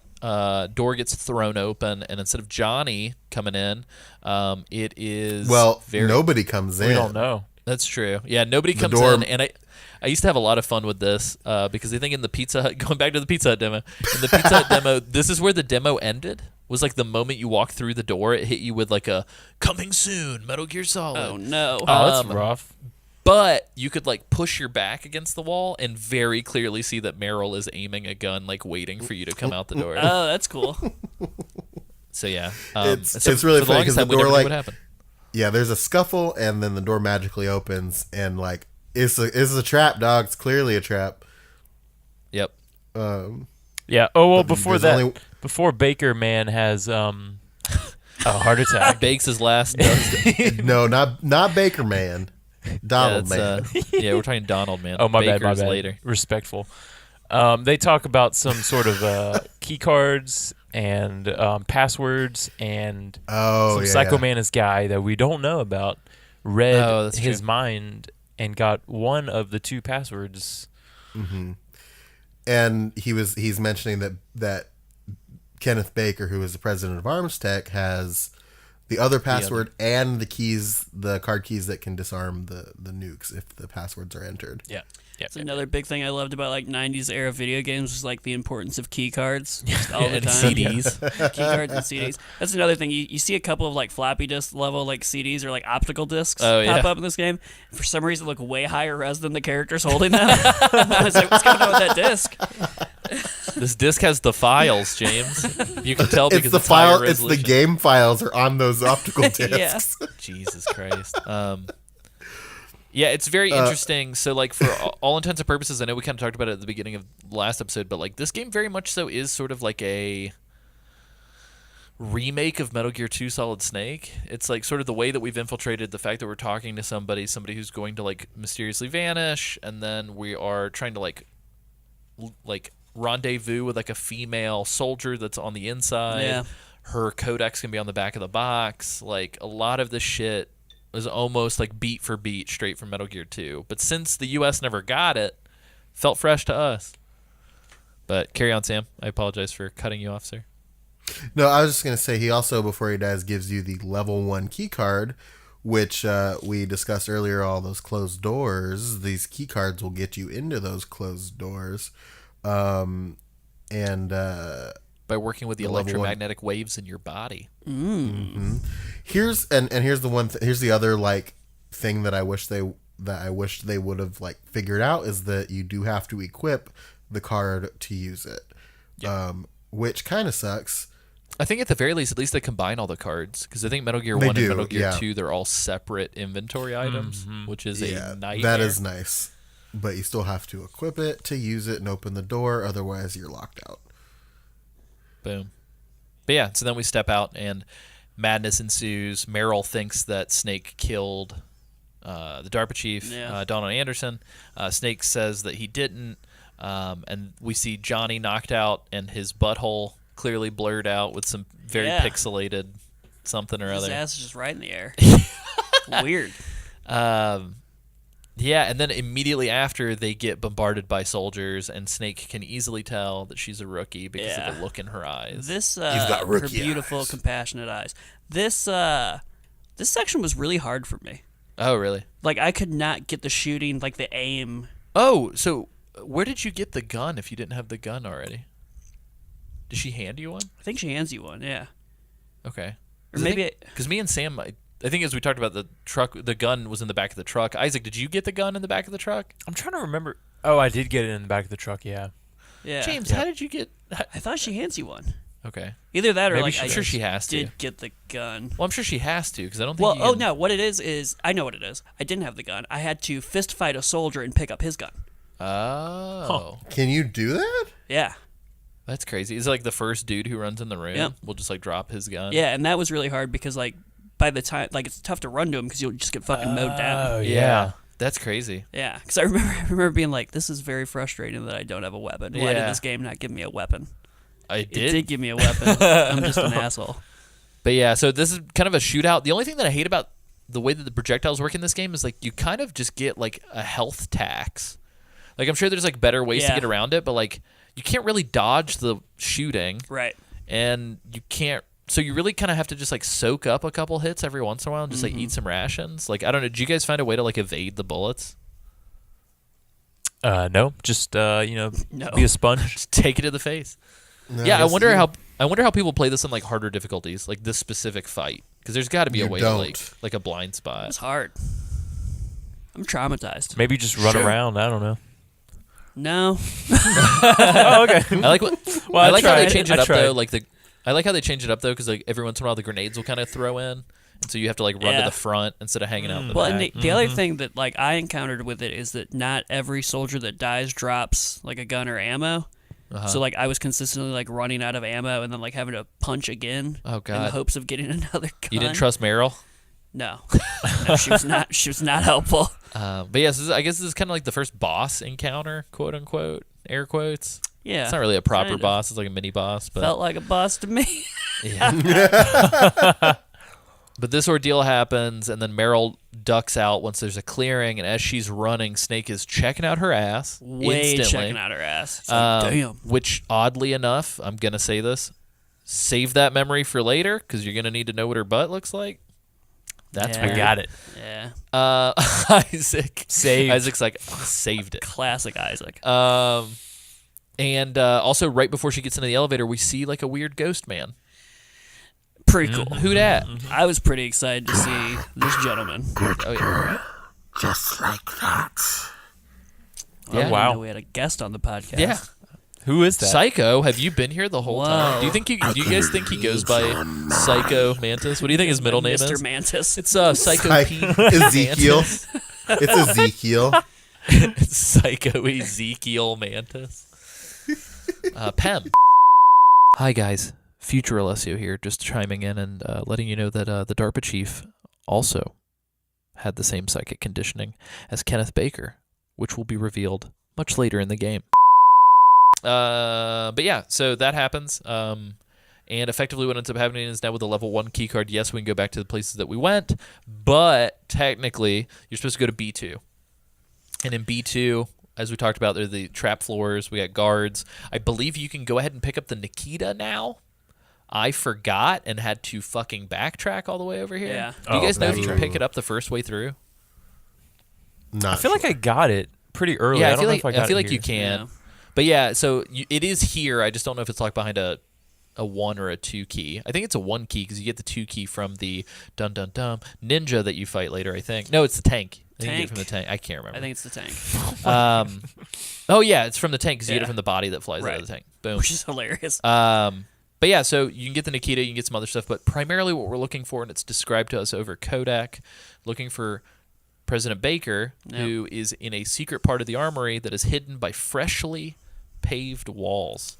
Again, the Yeah. game trying to tell you use triangle Yep. to look for walls. Yep. That Well, was cool. so I noticed down here that even if you don't use triangle, like I remember it being way less obvious, but they're super obvious, like where they are. Yeah, even on the radar, because I don't think they're filled in. Because I think Yeah. they did like a slapped up job, like they rushed it, and so like it's like the material doesn't prevent the signal from the radar from working or Yeah. something. So like it shows up on your radar, I think, as like a missing chunk. You can also punch it, and I think it makes like a hollow sound, like if you tap Oh, it that's Yeah. cool. when you're leaned up against it. That's pretty cool. But they're pretty they're pretty blue. Yeah, it's definitely a different. Yeah, different color. But yeah, so we blow up a couple. I think so I don't know if it's on harder difficulties. I can't remember if I did it or not. If you blow up too many walls, like there's a certain point, you blow up all the walls where there's a north wall and an east wall. North wall takes you to President Baker. East wall will take you into a room that just has like machine gun cameras. Did anybody run into No. that by accident? They will fuck you Whoa. up. Dang. Oh yeah. Yeah, intense. and there's a door back there that I don't think opens. So it's just kind of like a trap room. It's interesting. I'm pretty sure. That's kind of cool. I like Yeah. that. I appreciate a good trap room. But then we have this President Baker situation. Does anybody want to talk to us about President Baker? President Baker, pretty cool guy. It's pretty creepy. He's like, Pretty bald man. I like his voice actor. I don't I like know his why. voice actor too. There's like the end scene of this next sequence is like it's like a 5 to like 7 minute scene of just like Snake and him talking, and it's like really compelling to watch because like the cinematography in this fucking game is so good. Also, Revolver Ocelot's voice actor is fucking awesome. Yeah, he's great. So like you come in and like Homeboy's just like in the middle of a bunch of like tripwires, right? Oh yeah, like he's all great boss, Yeah. by the way. He's Love into this. some. He's into like you walk in, you're like, Kenneth Baker's into some kinky shit. pretty much like he's ready to rock. He's feeling a little randy, Oh man. and He's a little cocoon man. I'm trying to think of does he talk or does Revolver just like roll out and start fucking monologuing at this point? I think they talk for a little Snake, bit. Snake tries to roll up, and then I think he tells him to stop, and then Ocelot shows up Yeah. and starts like masturbating the barrel of his Colt single action army, which is Oh, the my. best gun ever made. Dude, and seeing Revolver Ocelot for me was like, I was like, cool. I know him. He's a friend. He's not Snake's. He's not Snake's friend. Snake's friend though, and he fucking likes that gun a little too much. He really does. He's literally masturbating the fucking barrel. He's Yep. jerking it off. Yeah. Which is weird. I don't know if it's because of Revolver's conditioning, but it's like Revolver was real into that gun as a young man. Yeah. Kind of stopped being real into it as like a young adult, Yeah. and now he's into it way again. back You think into it's it. the Alzheimer's or something? It was a There's gotta be phase. some It was sort a of phase. fucking mental conditioning there that's just confusing him. He had a He really weird. takes a break from the gun. You need a break sometimes. He needed to break some. I mean, who among us hasn't had a Troy Baker phase? You know what I mean? That's true. That's true. What if it was just Revolver got really into Troy Baker and was just cosplaying as Troy Baker? That would be amazing. But anyway, yeah. So this is the first proper boss fight. This boss fight, spoilers for the Twin Snakes episode that's going to come at the end of this remaster. Some people will have to wait 92 episodes to get to it. Other people will not have to wait at all. But the Twin Snakes episode, we will talk about this. This boss fight gets completely broken by the ability for you to do it in first person in Twin Snakes. Oh yeah, because you could just like You can just aim blow and him shoot away. him from one spot. Yeah. You don't even have to move. You just Yeah. pop some headshots and you're I good. can see that being troublesome. Yeah, but this boss fight is actually very well designed for this type Yeah, of game. I got my ass kicked a couple of times doing it. Yeah, I like the way he bounces the bullets. Yeah. So the thing that you one of the things that I actually don't think I realized until this playthrough was if you hold down square and X at the same time, you can run and aim at like you can run around and aim your gun. And that helps this battle like a lot. Like it adds another layer to it, I think. Yeah, that would have been nice to know. Yeah, and thankfully then Sam told me about it before me going into it. Yeah. I'm which also I didn't realize. learning this for the first time live on air. Yep. Neato. And then, mosquito. Did you guys cheese him with C4? I did not. I always get No. nervous about doing that because I always fuck up and kill Baker in the process. Yeah, I was That's- really If you worried if about you Baker put the it whole on time. if you put it on the far walls, it works a treat. Oh. It works a treat. Yeah, It's don't like a put him on the one-shot floor. kill. Yeah, not on the floor. That's what I did. Not on the floor. One time, as soon as the cutscene was over, I didn't realize my orientation and literally ran directly into Baker's C4 cocoon. He just ran straight into the tripwire. Doesn't if you die by running into the C4, doesn't like Campbell call you? He says, "You idiot." Yeah, or something he like yells. that. I think he yells over your game over. Yeah. Oh yeah, real quick. The first time I got a game over, I think Naomi was the first person. It was right after. So like I fucked up right off the bat again and got killed in the helipad. And Naomi, minutes after meeting Snake Yeah. or being introduced over intercom, was the one to yell like Snake like over the game over. Dude, she sounded like somebody had taken her husband out back and blew his brains out in front my of her. God. Like she sounded so emotionally invested in Snake. Real quick, along those lines, I don't know if we covered this in the generalities, but like how you save the game and like Oh, those, yeah. With like, Mei Ling. Yeah, with let's Mei talk Ling about and it like real those quick. conversations. Yeah. I mean to jump into this little no, interlude let's real do it. quick, but it just dawned on me that like this girl just like reads you poetry and shit. It's great. Yeah. Like gives you little limericks and she says nice sweet things to you. It's always a treat to save the game here. Very positive. Yeah. She's like the Marie Kondo of yesteryear, you know. she Does it sparks spark joy Mei in Ling your does. soul? Yeah, that's true. You know what? You know what sparks joy in my soul? Confucius. Exactly. Read me some more Confucius. Well, and I will say I love Mei Ling doing this more than Paramedic talking to me about 50s movies in Metal Gear Solid 3. Oh yeah. So every time you save in Metal Gear Solid Yeah. 3, she just talks to you about like James Bond and Godzilla, which is cool. Still cool. But Paramedic kind of sounds like a dick the Yeah. whole time. Well, it's and Mei Ling kind just of kind an of makes me asshole. feel good. Mei Ling's so nice. Thanks, Mei Ling. Yeah. Big ups to Mei Ling. So we deal with Revolver Ocelot, who then gets his hand cut off. That fucking blew my mind. Okay, I was like, Alessio, he's what? can you do me a favor here? Because when he gets his hand cut off, he says "my hand." He screams "my hand," but it sounds It sounds like the actor actually broke character because somebody chopped his own hand off. Can you cue him saying "my hand" here? Yeah. It's been a long time since I had such a good fight, but I'm just getting warmed up. What? My hand! Because it doesn't sound You're totally like right. He Ocelot. loses his accent. My hand. Like it sounds so weird. That was they brought in Troy Baker just for that line. He's Yeah, it just like, doesn't sound like it doesn't sound like Ocelot at all. It's so strange. greatest handgun of all time. And then my hand. I like Jesus, how sorry for the crosstalk, Sam. What a Ocelot, world. or, Okay. Yeah, Revolver Ocelot right around here like also makes the dig to Snake that he's like, I should have known this is how it was going. You've got his code in you. Yeah. I was like, good on him for really fucking digging in on the daddy talk. Appreciate that. Yeah, very weird how that's gonna. Oh, so needless to say, this is the point in which the whole series retconned Big Boss being Snake's dad. So Metal Gear 1 and Metal Gear 2, Big Yeah. Boss was the bad guy. Right. And there were a bunch of conversations, Right. but there was not a single conversation about Big Boss being Snake's father in either of those Right. first two games. Yeah. So this is the game from the get-go. This is the game where they like retconned it.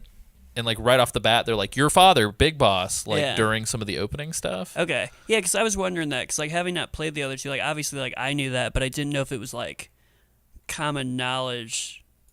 And I guess it wouldn't have been, especially since like America didn't have the Yeah. context of the other games anyway. Like, But even for like a Japanese. Japanese audience, like But it would have been yeah, like, nobody what? had context. They're like, you're fucking whose son? Yeah, and I think they changed That's weird. I think they changed some of the dialogue in the subsequent ports of 1 and 2 to Yeah. kind of be better in line. But yeah, the original 1 and 2, there's like it just no. makes me think there's like a lot of unexplored baggage there that never gets addressed. Wow, very cool. That's true. But yeah, so let's keep trucking. Ocelot gets his hand cut off by an invisible gnarly. person with a sword. Yeah, what a nightmare. Do we see the ninja? Correct? I can't remember. Yeah, he reveals Yeah, we himself. do. Well, Snake has a It's conversation with him. Snake very he alarming. shows up. Ocelot like runs away like a little bitch, and the Snake asks says, "Who are you?" And the cyborg ninja says, "I have no name like you." And then he goes away, and when he comes in to cut up Ocelot's hand, he also cuts the wires off of Baker, so you can now approach and speak to Baker. Yeah. Also, we will talk about this change in the Twin Snakes. Pretty sure Cyborg Ninja like cuts the building in half during this part of the thing. It gets real anime as fuck in Twin Snakes. Yeah, we're gonna talk about like major differences Yeah. between Twin Snakes and one. It gets wild. But yeah, so Snake and Baker have a conversation. I believe, does Baker divulge Fox die in this moment? No. Baker Okay. Baker doesn't know what Fox Die is. Oh, that's right. Yeah, because it happens. I Because think- at this point, Snake's weirded out that everybody's having heart attacks around him. yeah, so spoilers, Baker has another heart attack, but not before. Another. Yeah. Excuse me. Another man has a heart attack. Baker does give Snake an optical disc. And Very high res. For the life of me, when they talked about Meryl's codec being on the back Oh of the my disc God. case, I thought it was this disc. Mm-hmm. But it's the actual physical disc. Oh. Which Yeah, makes no so- sense now. Yeah. But like Yeah. like when this game came out, it was like, Snake, check the back of the game shit. of the disc. That's fucking cool. And it's like the back of No, the so they actual say disc. their exact words is on the back of the CD case. Yeah, they but say it's the CD PlayStation case. case, not the Yeah, optical That's disc. fucking awesome. Yeah. Well, like I remember doing this. So let's get there. Snake talks to Baker about and asks him if they got his code. and he says that he gave in to torture and they have his code. And when Snake asks about the key card to disarm disarm Metal Gear, he says that woman, quote, has the PAL key. And he doesn't remember her codec number, but to get her number, you look on the back of the CD case. Correct. Our CD case in the real world.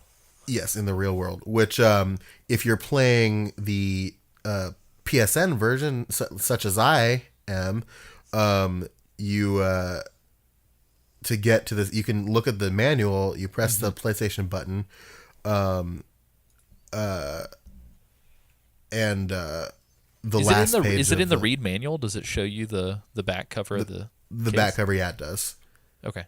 It does. Now here's the thing, and I don't know if this is something they edited in for the PSN release or if this was in the original manual. Meryl's codec number is in the list of codecs.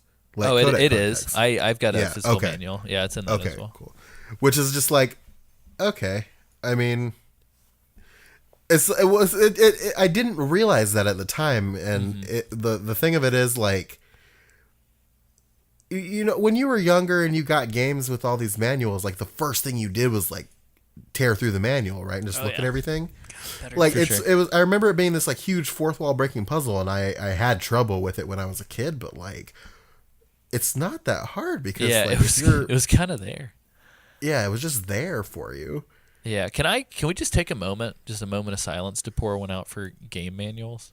Yeah, right. Yeah, because those are the best. Every game now just ships with like a single little skimpy little piece of shit, like single sheet of paper. If that just well, says, it says warning, an you may get advertisement. epilepsy.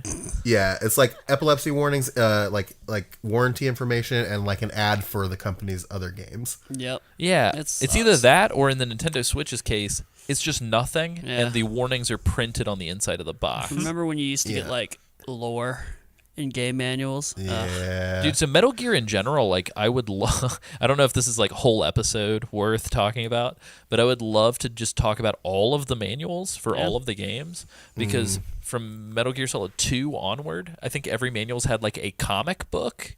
Oh shit! That like describes the game mechanics. That's pretty dope.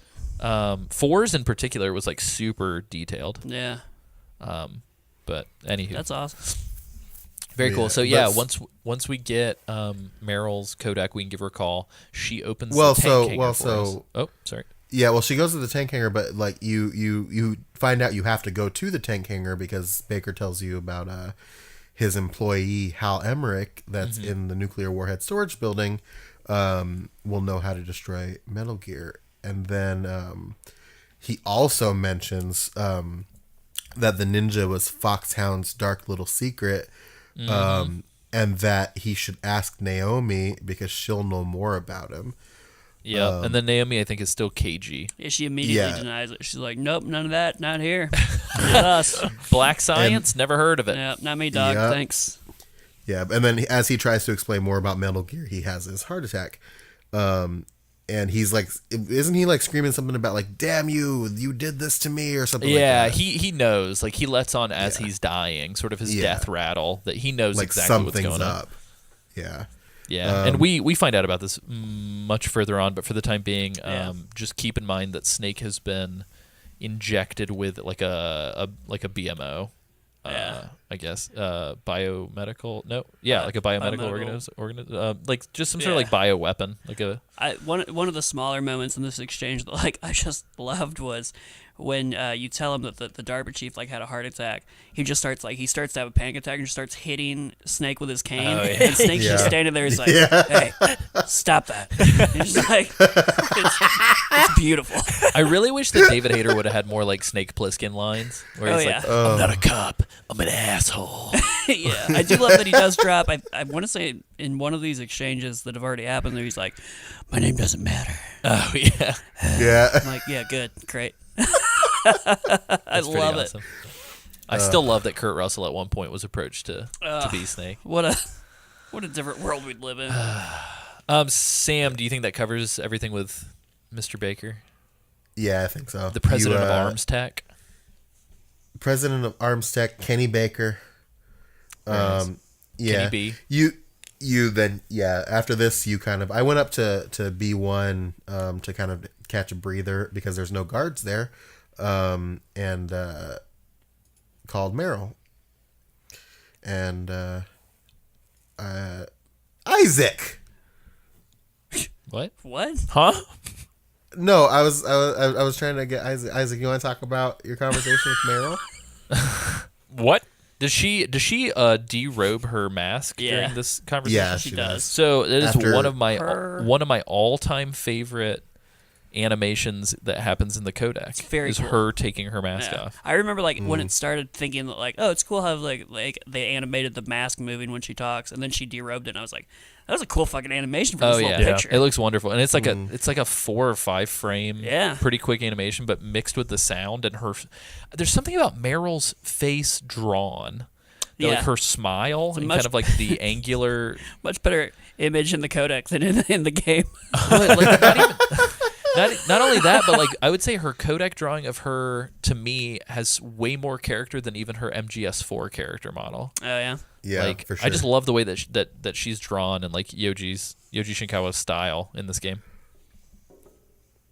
But yeah, Isaac, tell us about this conversation before we move on up to the north floor. Trying to. You just He doesn't shoehorned me, eh? remember.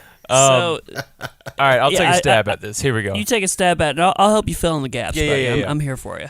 So Meryl calls you on the codec, you call Meryl on the codec, and Uh-huh. She's trying to figure out who you are. She's really excited to hear about the legend. She's Yeah. not sure if you're the legend. She doesn't know yet, and when she does realize that you are in fact the legendary Solid Snake, she rips off her mask like a true fangirl, and Snake immediately flirts with her. yeah. Oh yeah. It's like, damn, So you a okay, hottie. and James, you can fill in the details because Wow. I left out Sure. a lot of I details. remember them. But I just wanted to say, Conversation stuck out in my mind. after watching my first James Bond film a couple months ago, I can totally see the parallels that Kojima was trying to get with Snake and Yeah. James Bond. This is definitely like to this point the most Bond conversation. Like you've Yeah. got the whole like the classic. No, I'm not as good in real life as the stories that you've heard. Fucking like suave ass move, but like coming from David Hayter, just like kind of sounds like don't fucking talk to me, woman. Yeah, I felt very like it wasn't. It was weird. Even as a kid, I got a weird sense that like he wasn't flirting as much as he was just straight like shutting her down. Yeah. Yeah.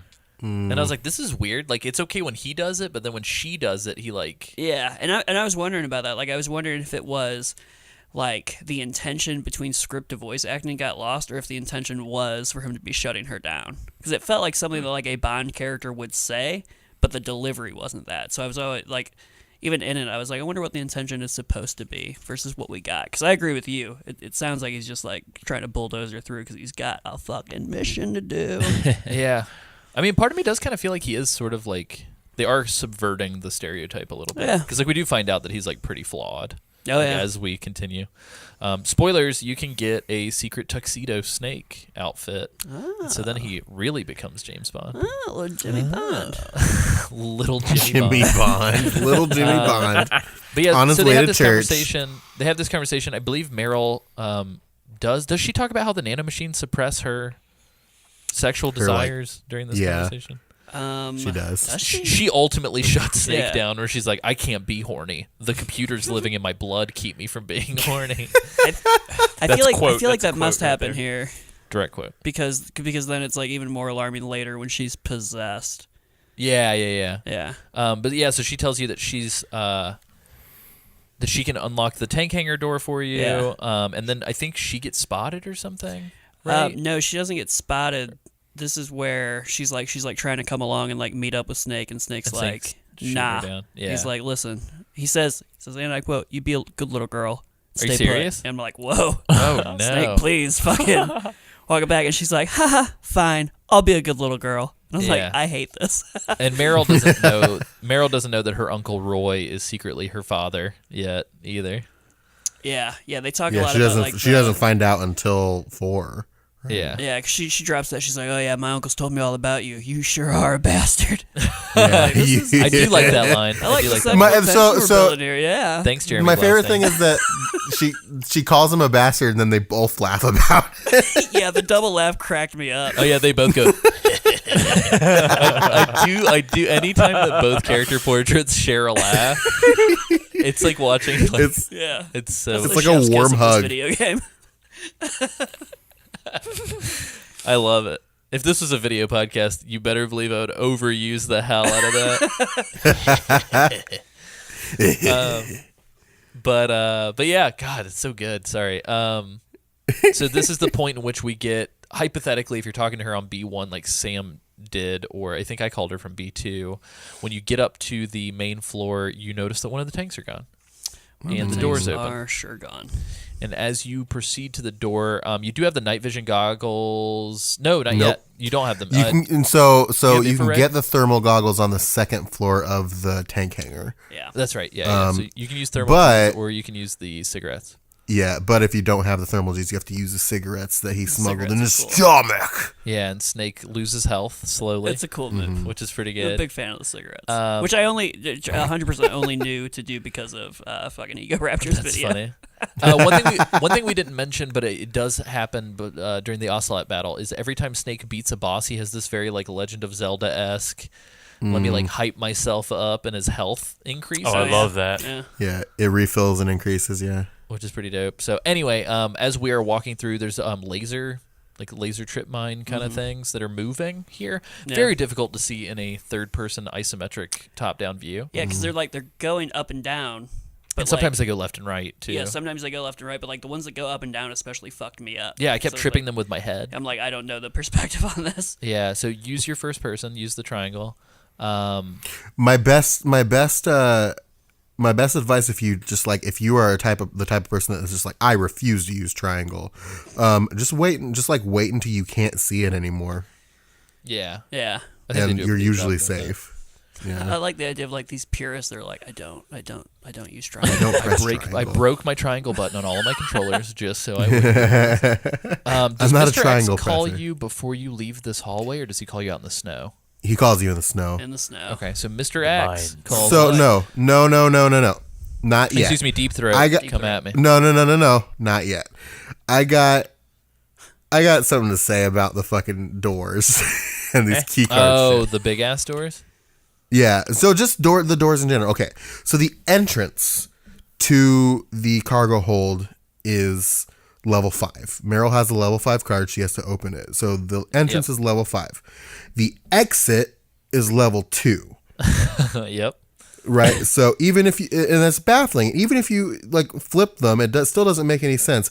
Like, I get that, like, if it's to stop people from getting to like the nuke building, I get it, but just make them all level 5. But then you get out into the fucking snowfield, and that door is level 3. So what the fuck's going on? Yeah. It's a Doesn't make little any overkill. sense. Yeah, they tried to gate it. I don't know. I guess they didn't want to have to open that back door and just leave it open. Yeah. I don't know what guess. the thought process was. It's so weird. But yeah, as soon But as, yeah, as so- we get out, our gut instinct, at least mine, was to just run forward. Of course, not for real, because for real, I knew that there were Sam. Des mines there. You almost had it. So I knew that there were mines there. But I got a phone call from this one's Deep Throat, not Mr. X. So again, From the, please put the angry tweets From away. the Watergate scandal. Yeah, this is Yeah. Deep Throat from the Watergate scandal.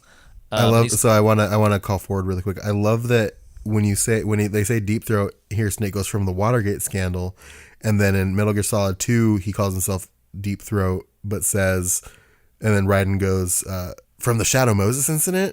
I love it. Spoilers, because Raiden is us, the player. But anyway, back to this game.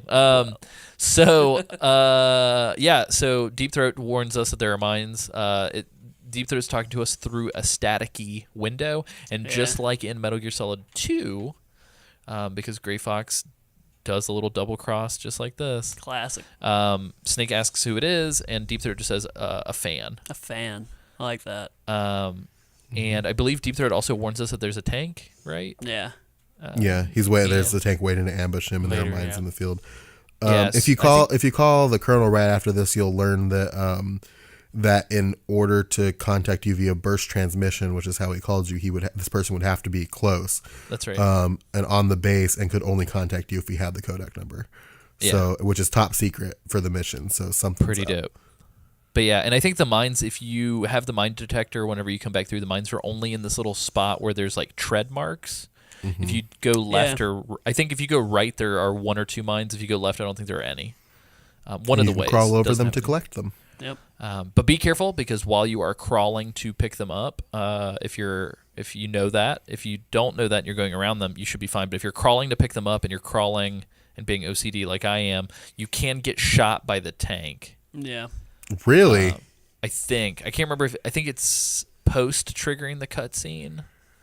I can't remember if the cutscene triggers or not. But anyway, I was crawling and I just got like fucking aced by that tank. Oh, like wow. I just got like cold cocked. Damn.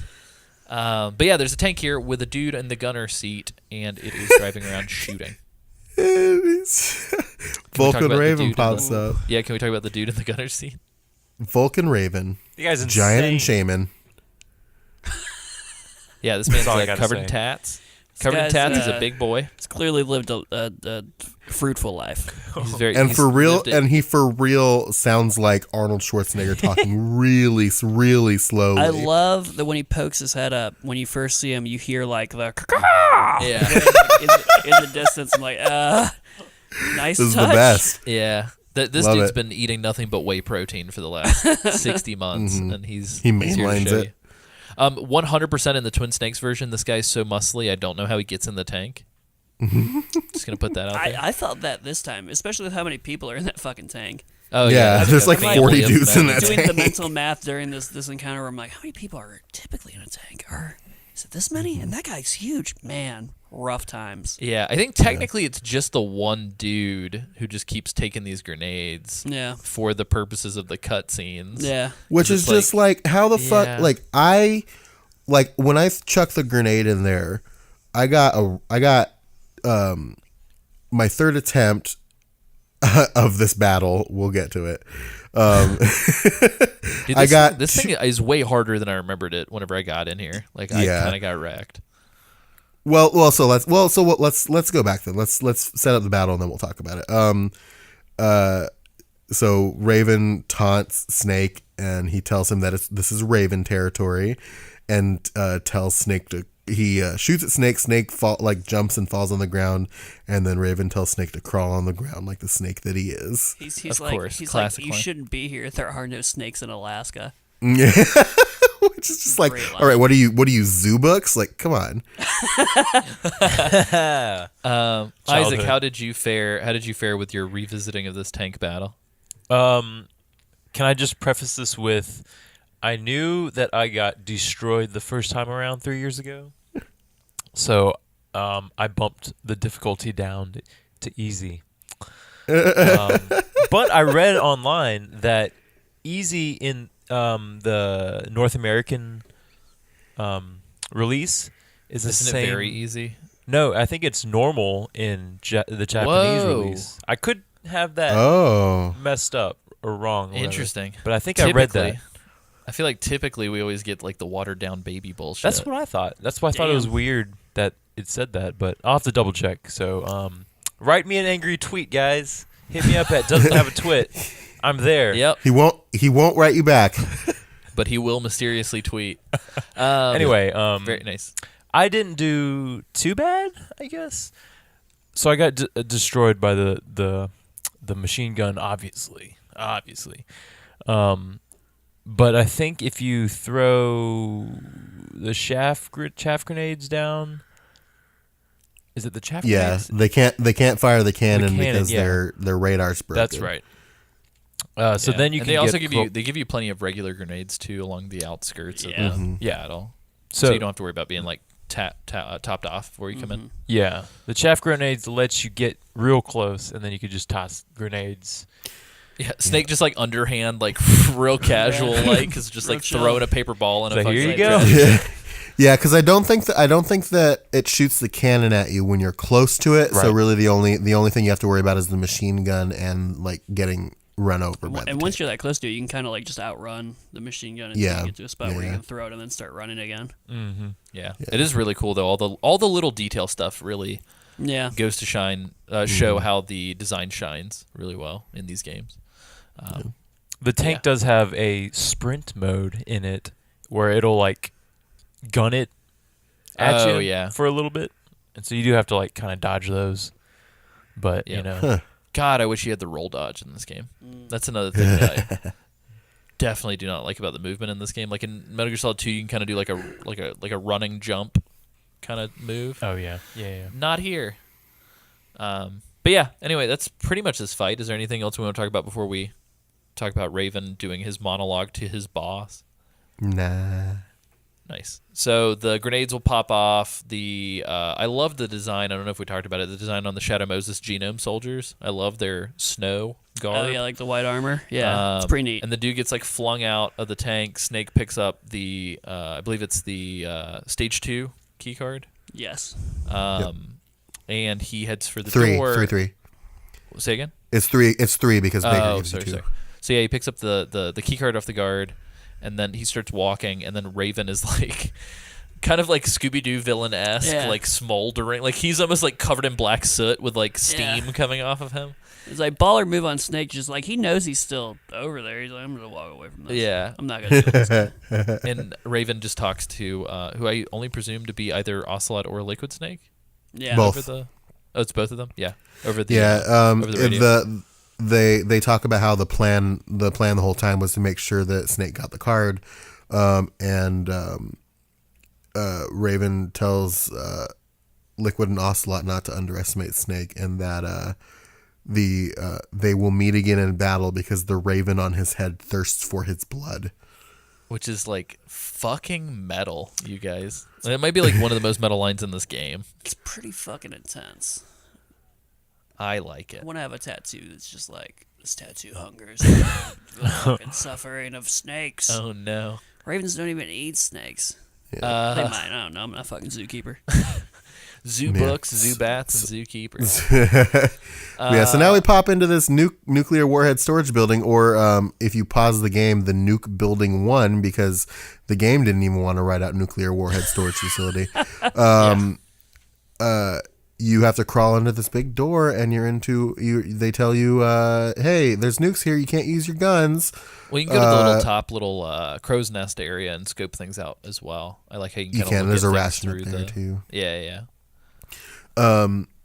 But since they just kind of dismantles nukes in there super irresponsibly, so you can't use weapons.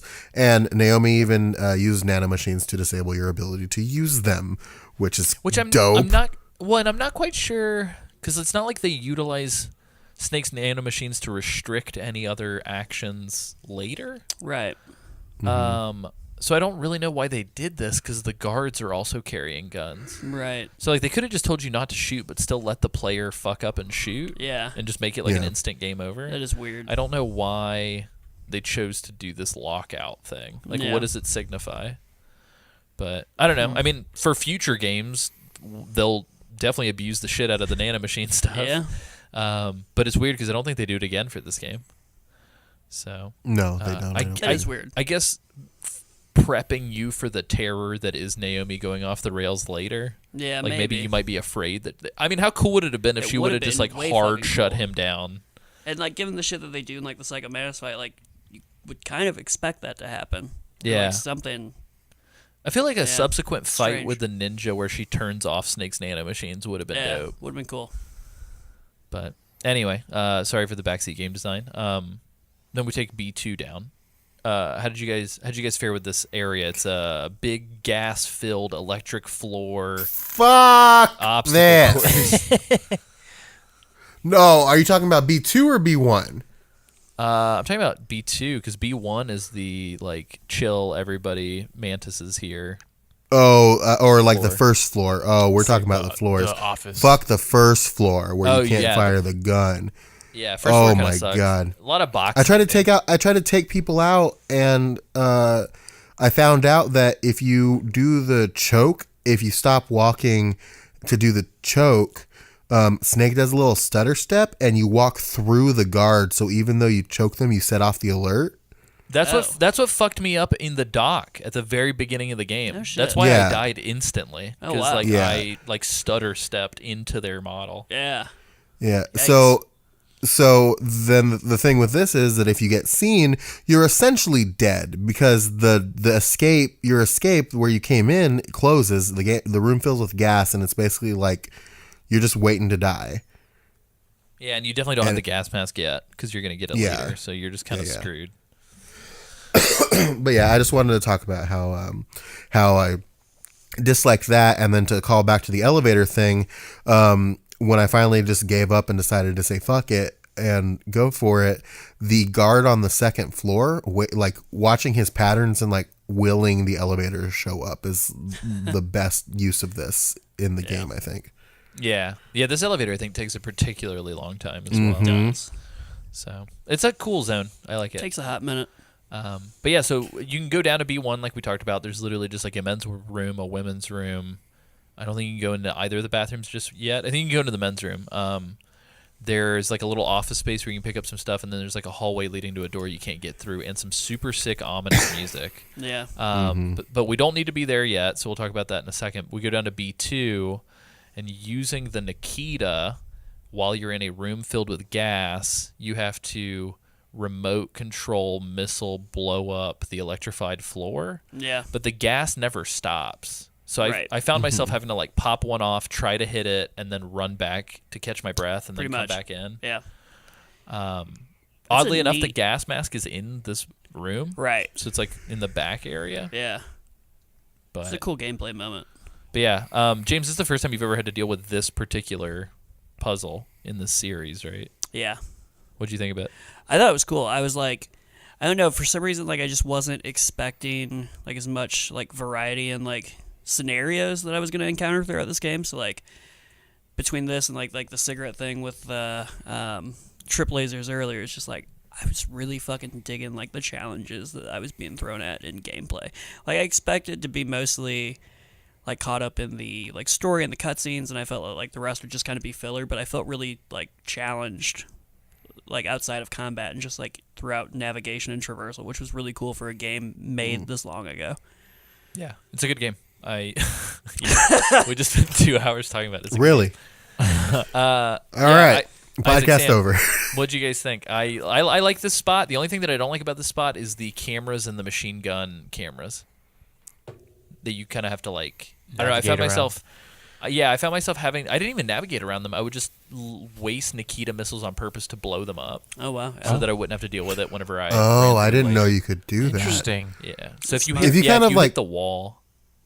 Gotcha. If you kind of like smart. serpentine Yeah. a little bit, they don't do much to you. Little zigzag. Serpentine. Yeah, they would always Yeah, they would I- always shoot my shit and blow it up, so I just got pissed and started.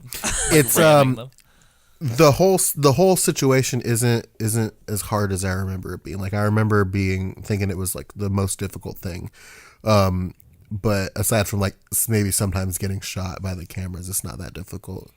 And Yeah, it's pretty interesting. nothing has anything on the pinpoint pixel perfect accuracy that was required for Mary Gear Solid 2's Nikita puzzle. Oh god. Oh my god. You guys know what I'm talking about, right, Sam? Isaac? Yeah. Oh yeah. Yeah. Holy shit. Playing that with a computer keyboard and no like sensitivity. Literal nightmare. Yummy. It was tough. It was tough.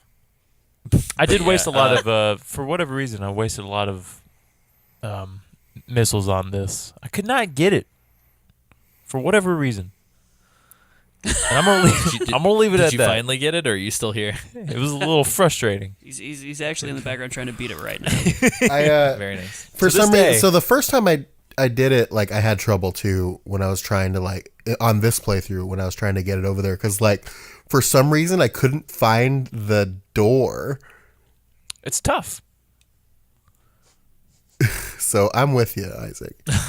It's all good. Solidarity. Solidarity. Solidarity. I love it. Well, once you clear this, you can kind of check everything kind of door at a time. Yeah. And I do like the exploration in this game. I think it's actually pretty good. It's a linear game, but they give you enough sort of freedom of expression that you can kind of check and find little bonus nooks and crannies. Yeah. And if you miss stuff, they'll usually kind of like drop it in later rooms for you to get. Right. But Which here is nice. you can get night vision goggles and the gas mask, which are helpful. Very helpful. So if you kind of hit this T intersection and go the opposite direction of where you're shooting your missiles, you'll end up in this kind of like airlock chamber where you hear Yeah, sounds you walk of into a struggle. very unfriendly looking door. Yeah, it's a very Final Fantasy VII looking environment as well, like in this little loading room. I don't know. Oh if there's God, yeah, it something- is, isn't it? I don't know if there's something special that has to happen in this room that the disc is doing, or if this is like where some data gets processed or something. For the longest time, before I buffed the disc, I had a scratch on my disc 1. Oh, yeah. And specifically in this section, when Snake would hit the middle of the room and you're supposed to hear the sound effects of the struggle, the game would just hard freeze. It would like permanently freeze. Which is funny because that during the scuffle, somebody yells "freeze." But yeah, we hear what sounds like insanity, and when we go through the door, we see what is insanity. Oh my god, it's Yeah. so cool. Very dead James- dudes. James, would you paint with blood and paint this picture for us? It's just like Your blood. it's like horrific, and the camera keeps cutting, and there's like great sound design, and it's just there's blood on the ceiling, and there's blood on the floors, and there's fucking bodies, and Like crater It's- impacts on the yeah, walls, like where it's this like, oh my god, hallway has been decimated by And also something. there's your radar is jammed here, and there's a lot of like really bad, scary sounds that I do not remember being dude, there. Oh my god, love, the dude, this sound game. in this fucking game. Yeah, dude, this game's got like the sound design of a horror game. Like even when Yeah. you're not doing Yeah. spooky shit, like I'm scared. Yeah, it's so tense, and like this is just like, I don't know. If I'm a spy and I'm infiltrating a base and I come into this hallway, I'm like, all right, I'm out. Bye bye. Mission over. Yeah, it's weird. I feel like no other game in this franchise, like Metal Gear Solid 2, definitely gets the like weird, off-putting vibes pretty well Yeah. with the sound design. This game is again just like scary. Yeah, And I wish that subsequent games had like the scary. I Like know. 3 has moments. but- Three's definitely got moments, and I was thinking of like I feel like 5 like tries to touch that, but it just never. I don't think it comes close. Like this is like the scariest shit I fucking felt. I feel like it's kind of Metal like Gear pinnacle game. for this, like for the series, as far as like it sets this tone, Yeah. and 2 replicates it, but like it never remains this good. Yeah, well, it's like it's another example of this game, for me at least, like kind of subverting expectations of like, oh, this is like a cool action stealth game, but then there's like this really like kind of scary fucking surreal shit that's happening, and it's just like I didn't expect it. I like that. I like the pleasant surprise of all of the blood in this hallway. Yeah. Oh, and then you walk forward and like a guard limps around the corner. Oh, yeah. Talking about he Yeah. Very, saw like, a ghost. just for me and to then tie he this all falls into- over and dies. Just for me to tie this all into Final Fantasy, this is very Final Fantasy VIII. When the You mean the worst one? Final Fantasy VIII's my favorite. When Blam Garden's like invading that place with the giant satellite dish, and there's like the dead guard who like kind of like pulls himself out of a mass and then dies before your feet. It's very. I don't know, the character you know what models in 8 are very similar to Metal Gear Solid. I want to tie this into there's a secret scene in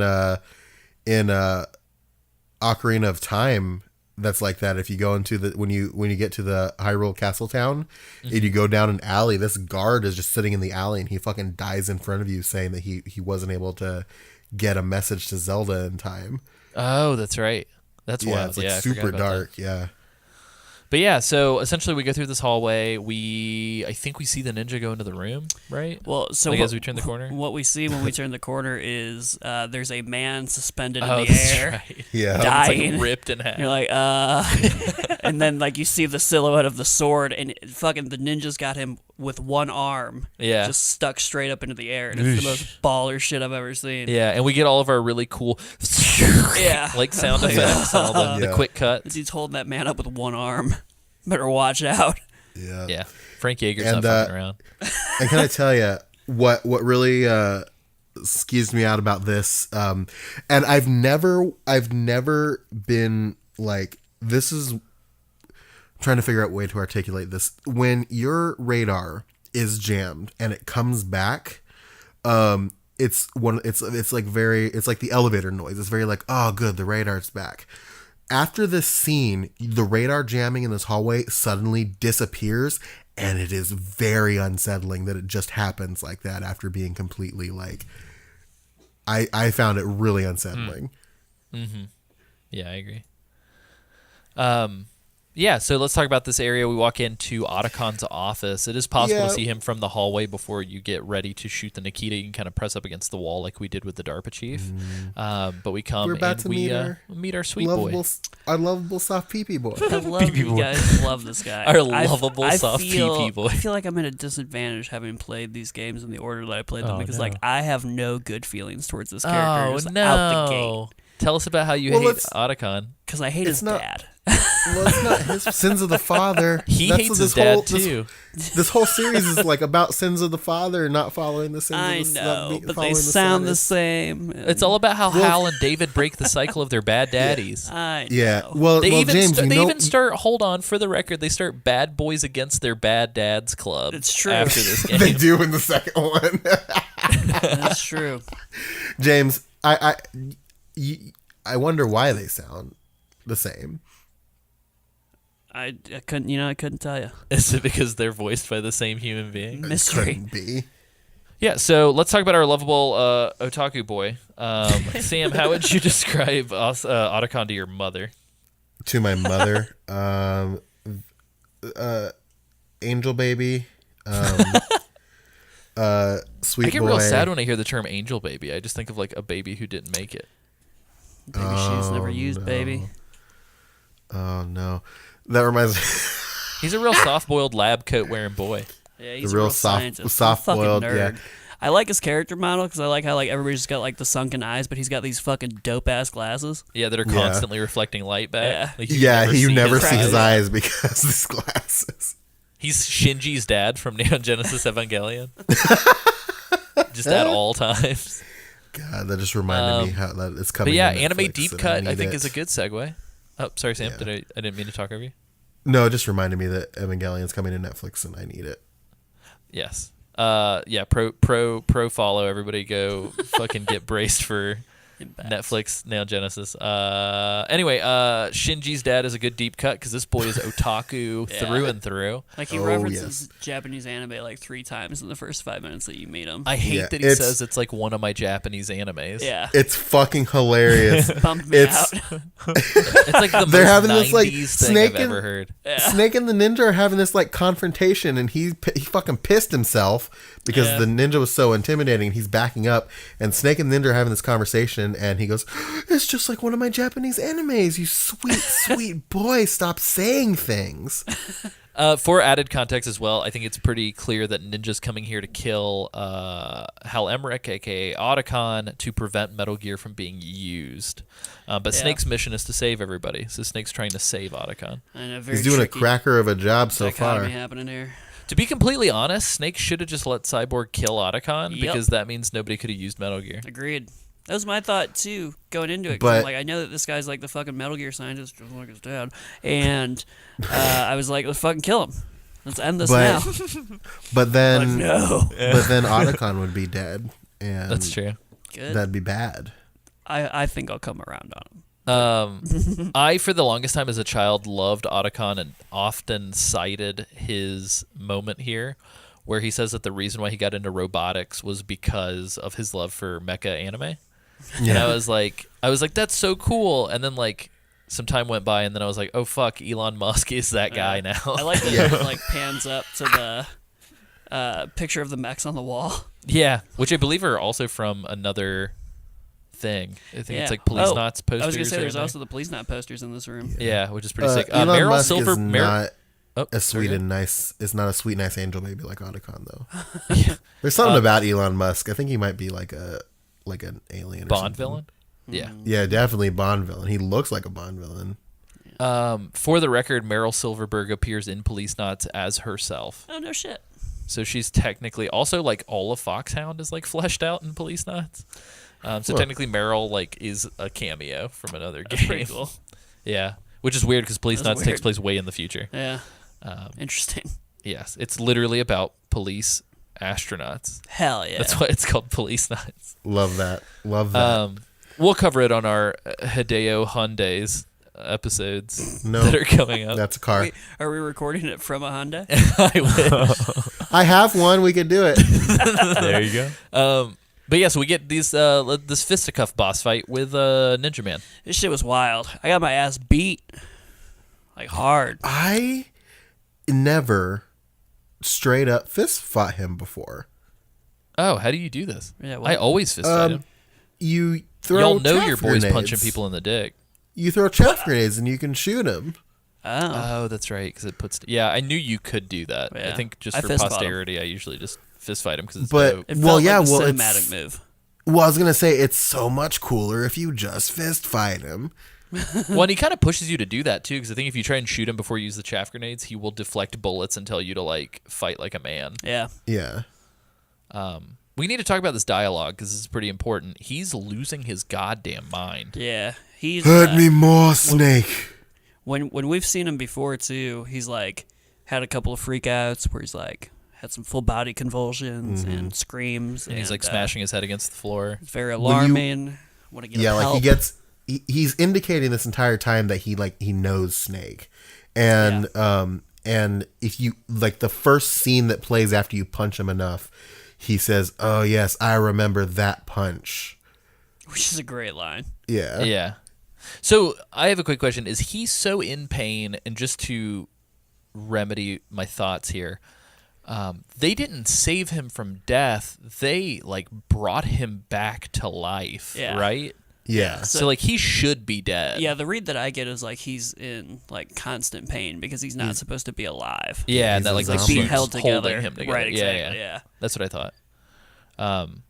Yeah, Kojima, or I guess maybe not necessarily Kojima, but Kojima's team would go on to like use this. The plot of Zone of the Enders 2 is that the mech pilot can't leave the mech because the mech is keeping him Oh alive, God. which is so fucking metal. sick. Yeah. Fucking dingo. Sweet baby dingo. But yeah, Sweet baby yeah, that's this situation. I think if you beat the game multiple That's times his situation. and you come back to this fight, Cyborg Ninja has Spider-Man colors. What? By the Yeah. way, it's What? like red and black or red and That's blue. awesome. Yeah, it's like the third time when you have the tuxedo, I think. I do love. I don't remember if it happens. I think it happens after the fight when he starts slamming his head, right? Yeah. Because I do love that where Snake's just like, "What are you doing?" Yeah. The Which battle, is the a normal the battle reaction. is. No, I was laughing at your impression, James. Wow. Hey, what are you doing? Stop that! Quit doing that! Don't touch that! Snake just starts like spraying him with like a squeegee bottle of water. he's like a dog. You have to train the dog. He is a fox. I do love Ninja's like cartwheels and whenever. So my favorite thing ever is when he activates the force field. Oh yeah. And it just tears all the papers and shit off all the desks so and starts fucking flinging cool. them around. Yep, Like it's there's like this whole office gets destroyed Yeah. during this fight. it's great. I think my favorite part of the battle is at the end after his life is gone. You have to keep punching him when his suit is malfunctioning. Oh yeah. God, it's so cool. Yeah. But essentially once we do this, I believe the ninja leaves. Wait. right? I want to know how Isaac did this time around. You'll be happy to know that I also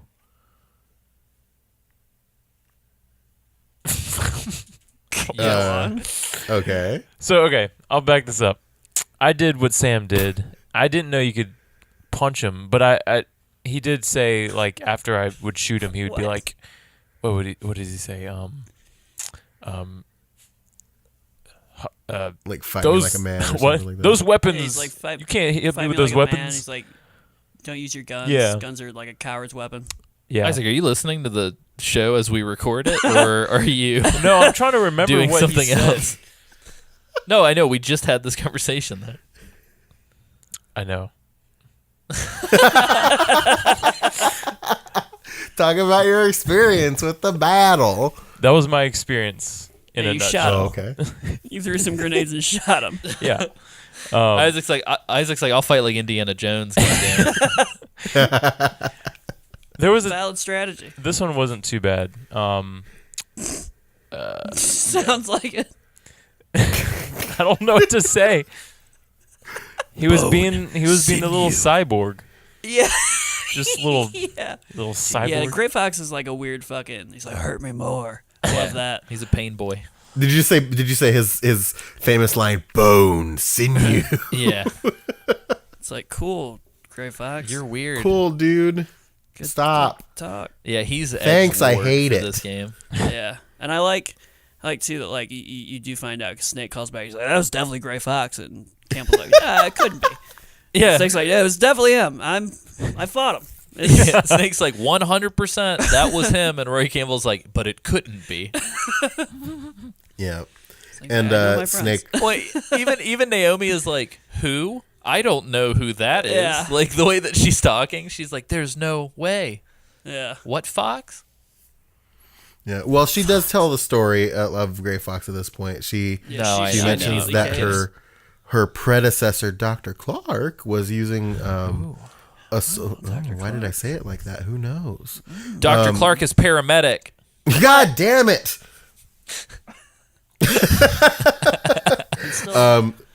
Oh yeah, but yeah, and so- we don't know if they're alive or dead. Not canonically Yes. dead for Yeah, sure. Not confirmed.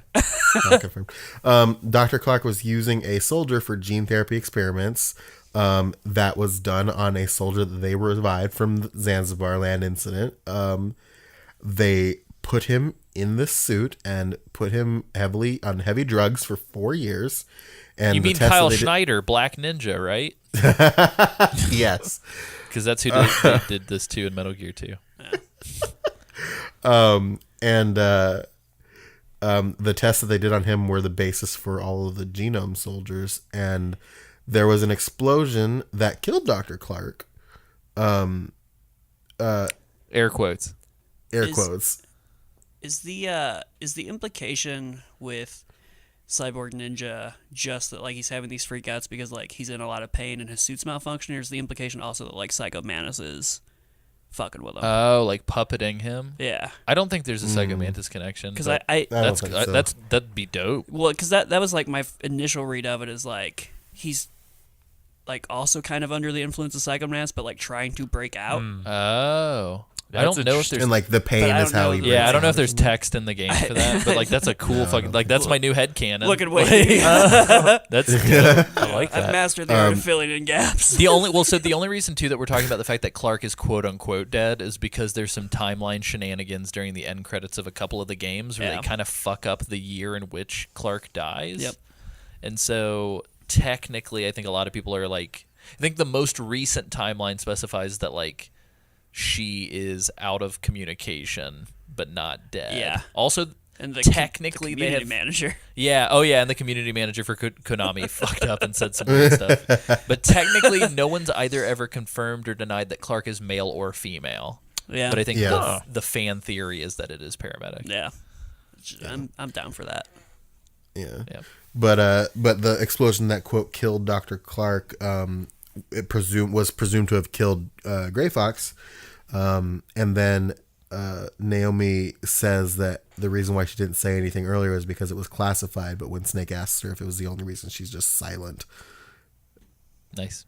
Oh, and real quick too, before people start asking us for receipts, I believe both the Dr. Clark and the SIGINT reveal are, and I know this is going to be questionable. I believe they're both from Portable Ops, which is like the Yeah, neither confirmed nor denied whether Right. it's canon or not. Yeah. Depending on what day you talk to Kojima, he will tell you what you want to know. yeah. Entry into the series. What are you gonna do? But yeah, I think technically it was originally conceived to be canon. So for all intents and purposes, I'm taking it as Yeah, canon. I feel that. Sick. Yeah, so we wrap up the fight. I don't necessarily know if we need to go into details about post-fight other than the fact that we beat him because we are running way over on time on this episode. It's about to be bromance time, baby. Yeah, we're about to get into this bromance, and we are going to try to cover the remainder of the game on our next episode. I apologize. We really like this game, if you can tell, and so I think we've spent a lot of time gushing, but we want to make sure that we finish covering it properly. And so next episode, which is Metal Gear Mondays either remastered number 3 or Metal Gear Mondays number 93, depending on what part of the feed you're in, that will cover the remainder of the game, hopefully. If not, it might spill over into 94, but we'll keep you posted. Let's take him to the end and say our goodbyes, gentlemen.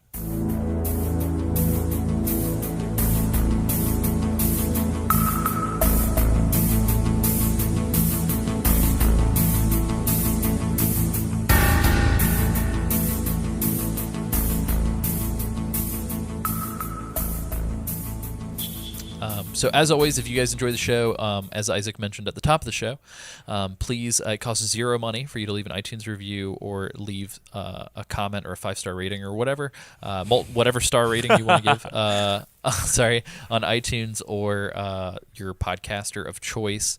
Likewise, be sure to like us on Facebook and Twitter. We're at Metal Gear Monday on Twitter and Metal Gear Mondays on Facebook. But if you want to support the show and get some cool perks in the process, I believe we are close to our new recording equipment tier, which will probably also end up getting parlayed into the purchase of some sort of video capture device for upcoming video content. But we're getting close to that tier, so even $1 helps. But if you do want to give more than $1, I would suggest giving $2, because $2 a month gets you a whole other bi-weekly podcast. Whoa. That is non-Metal Gear related. What? That we love. And you get episodes of the show early. Way early. I think there were 3 extra ops from our last season that people got for 3 months It's early. typically pretty much as soon as you edit them, right? Yeah, it's right off the bat. You're firing away. Yeah, if you want to do any increased tiers, you can check out our Patreon, patreon.com/Metal Gear Mondays for info on that. You can also go to bit.ly/MGM store to buy cool t-shirts and such designed by Sam. And you go to bit.ly/justabox, all lowercase, to use our Amazon affiliate link. No extra money for you, but we get a kickback. That's my financial administrative plug. Sam, where can people find you on the internet? Oh, around. You can find me on Twitter at Sanjul. That's SANJUUL. Nice. That's on the it. digital street corners. Mm-hmm. I like it. Isaac, where can people find you on the internet? I guess you could find me on Twitter as well. I see you, Isaac. Have a twit. There's no tur on the end, just so you know. It just doesn't have a twit. If you were confused about that. I wish it would have been doesn't give a twit. Dang it. Alessio. Whoops. Why didn't you have 3 that years idea later. 3 years ago? I don't know. Let's remaster your Twitter. James, where can people find you? You can find me on Twitter at James Reichmuth or at jamesreichmuth.com or on a Blockbuster shelf near you. Oh, yeah. I like that. You can find me at AC Summerfield pretty much anywhere. Literally. Just AC Summerfield on any platform, and I'm more than likely there. Yeah. Check me out. ACSummerfield.com. Slowly updating that, doing some writing and some filmmaking. So, awesome. Yeah, I think that's pretty much it. I didn't. What's funny is we didn't talk about this item whatsoever in this episode, but there are multiple cardboard boxes that you can find in this game. You can use them. You can get on the back of the truck. I don't know if you knew this, James. And the truck will take you to where the box of the outside says the box belongs. Hey, so I did that. Not even kidding. I did that, and I was like, oh, I think it will do this. So I get in the box, and it takes me all the way back to the helipad, and I had to go all the way back. Whoa, for real? Yeah, so you have to have the box to take you back to the nuke site because there's a truck there. Right. But different boxes take you to different areas. That's pretty cool. It's actually pretty sick. So that's cool. But yeah, and if the guards see you, kind of like they do with the footprints, there's a really classic line here. And you know what? Typically we just say it out, but I think for this one we should probably just cue it, right, Sam? But don't we cue it at the end of every episode? That's true. We should just say it. Who thinks they can do the best impression? We should all try. All right, let's round table this. Isaac, go. It's just a box. That's pretty good. I like you're like fucking 20s mobster there at the end. You're like, it's just a box. Sam? It's just a box. Oh, that's better, man. That's so much pretty good. better. You even like bit compressed your voice somehow. Naturally. James, you got one? It's just a box. No. Who are dude, I you, wish Barack could, like, Obama? Let me be clear. It's just a box. you didn't build that. It's just a box. Here we go. Let me try it. Oh man, it's just a box. I can't do it. That's what I got. I wish I could throw like some natural reverb. But yeah, fuck it. It's just a box. Cue it here. Just a box.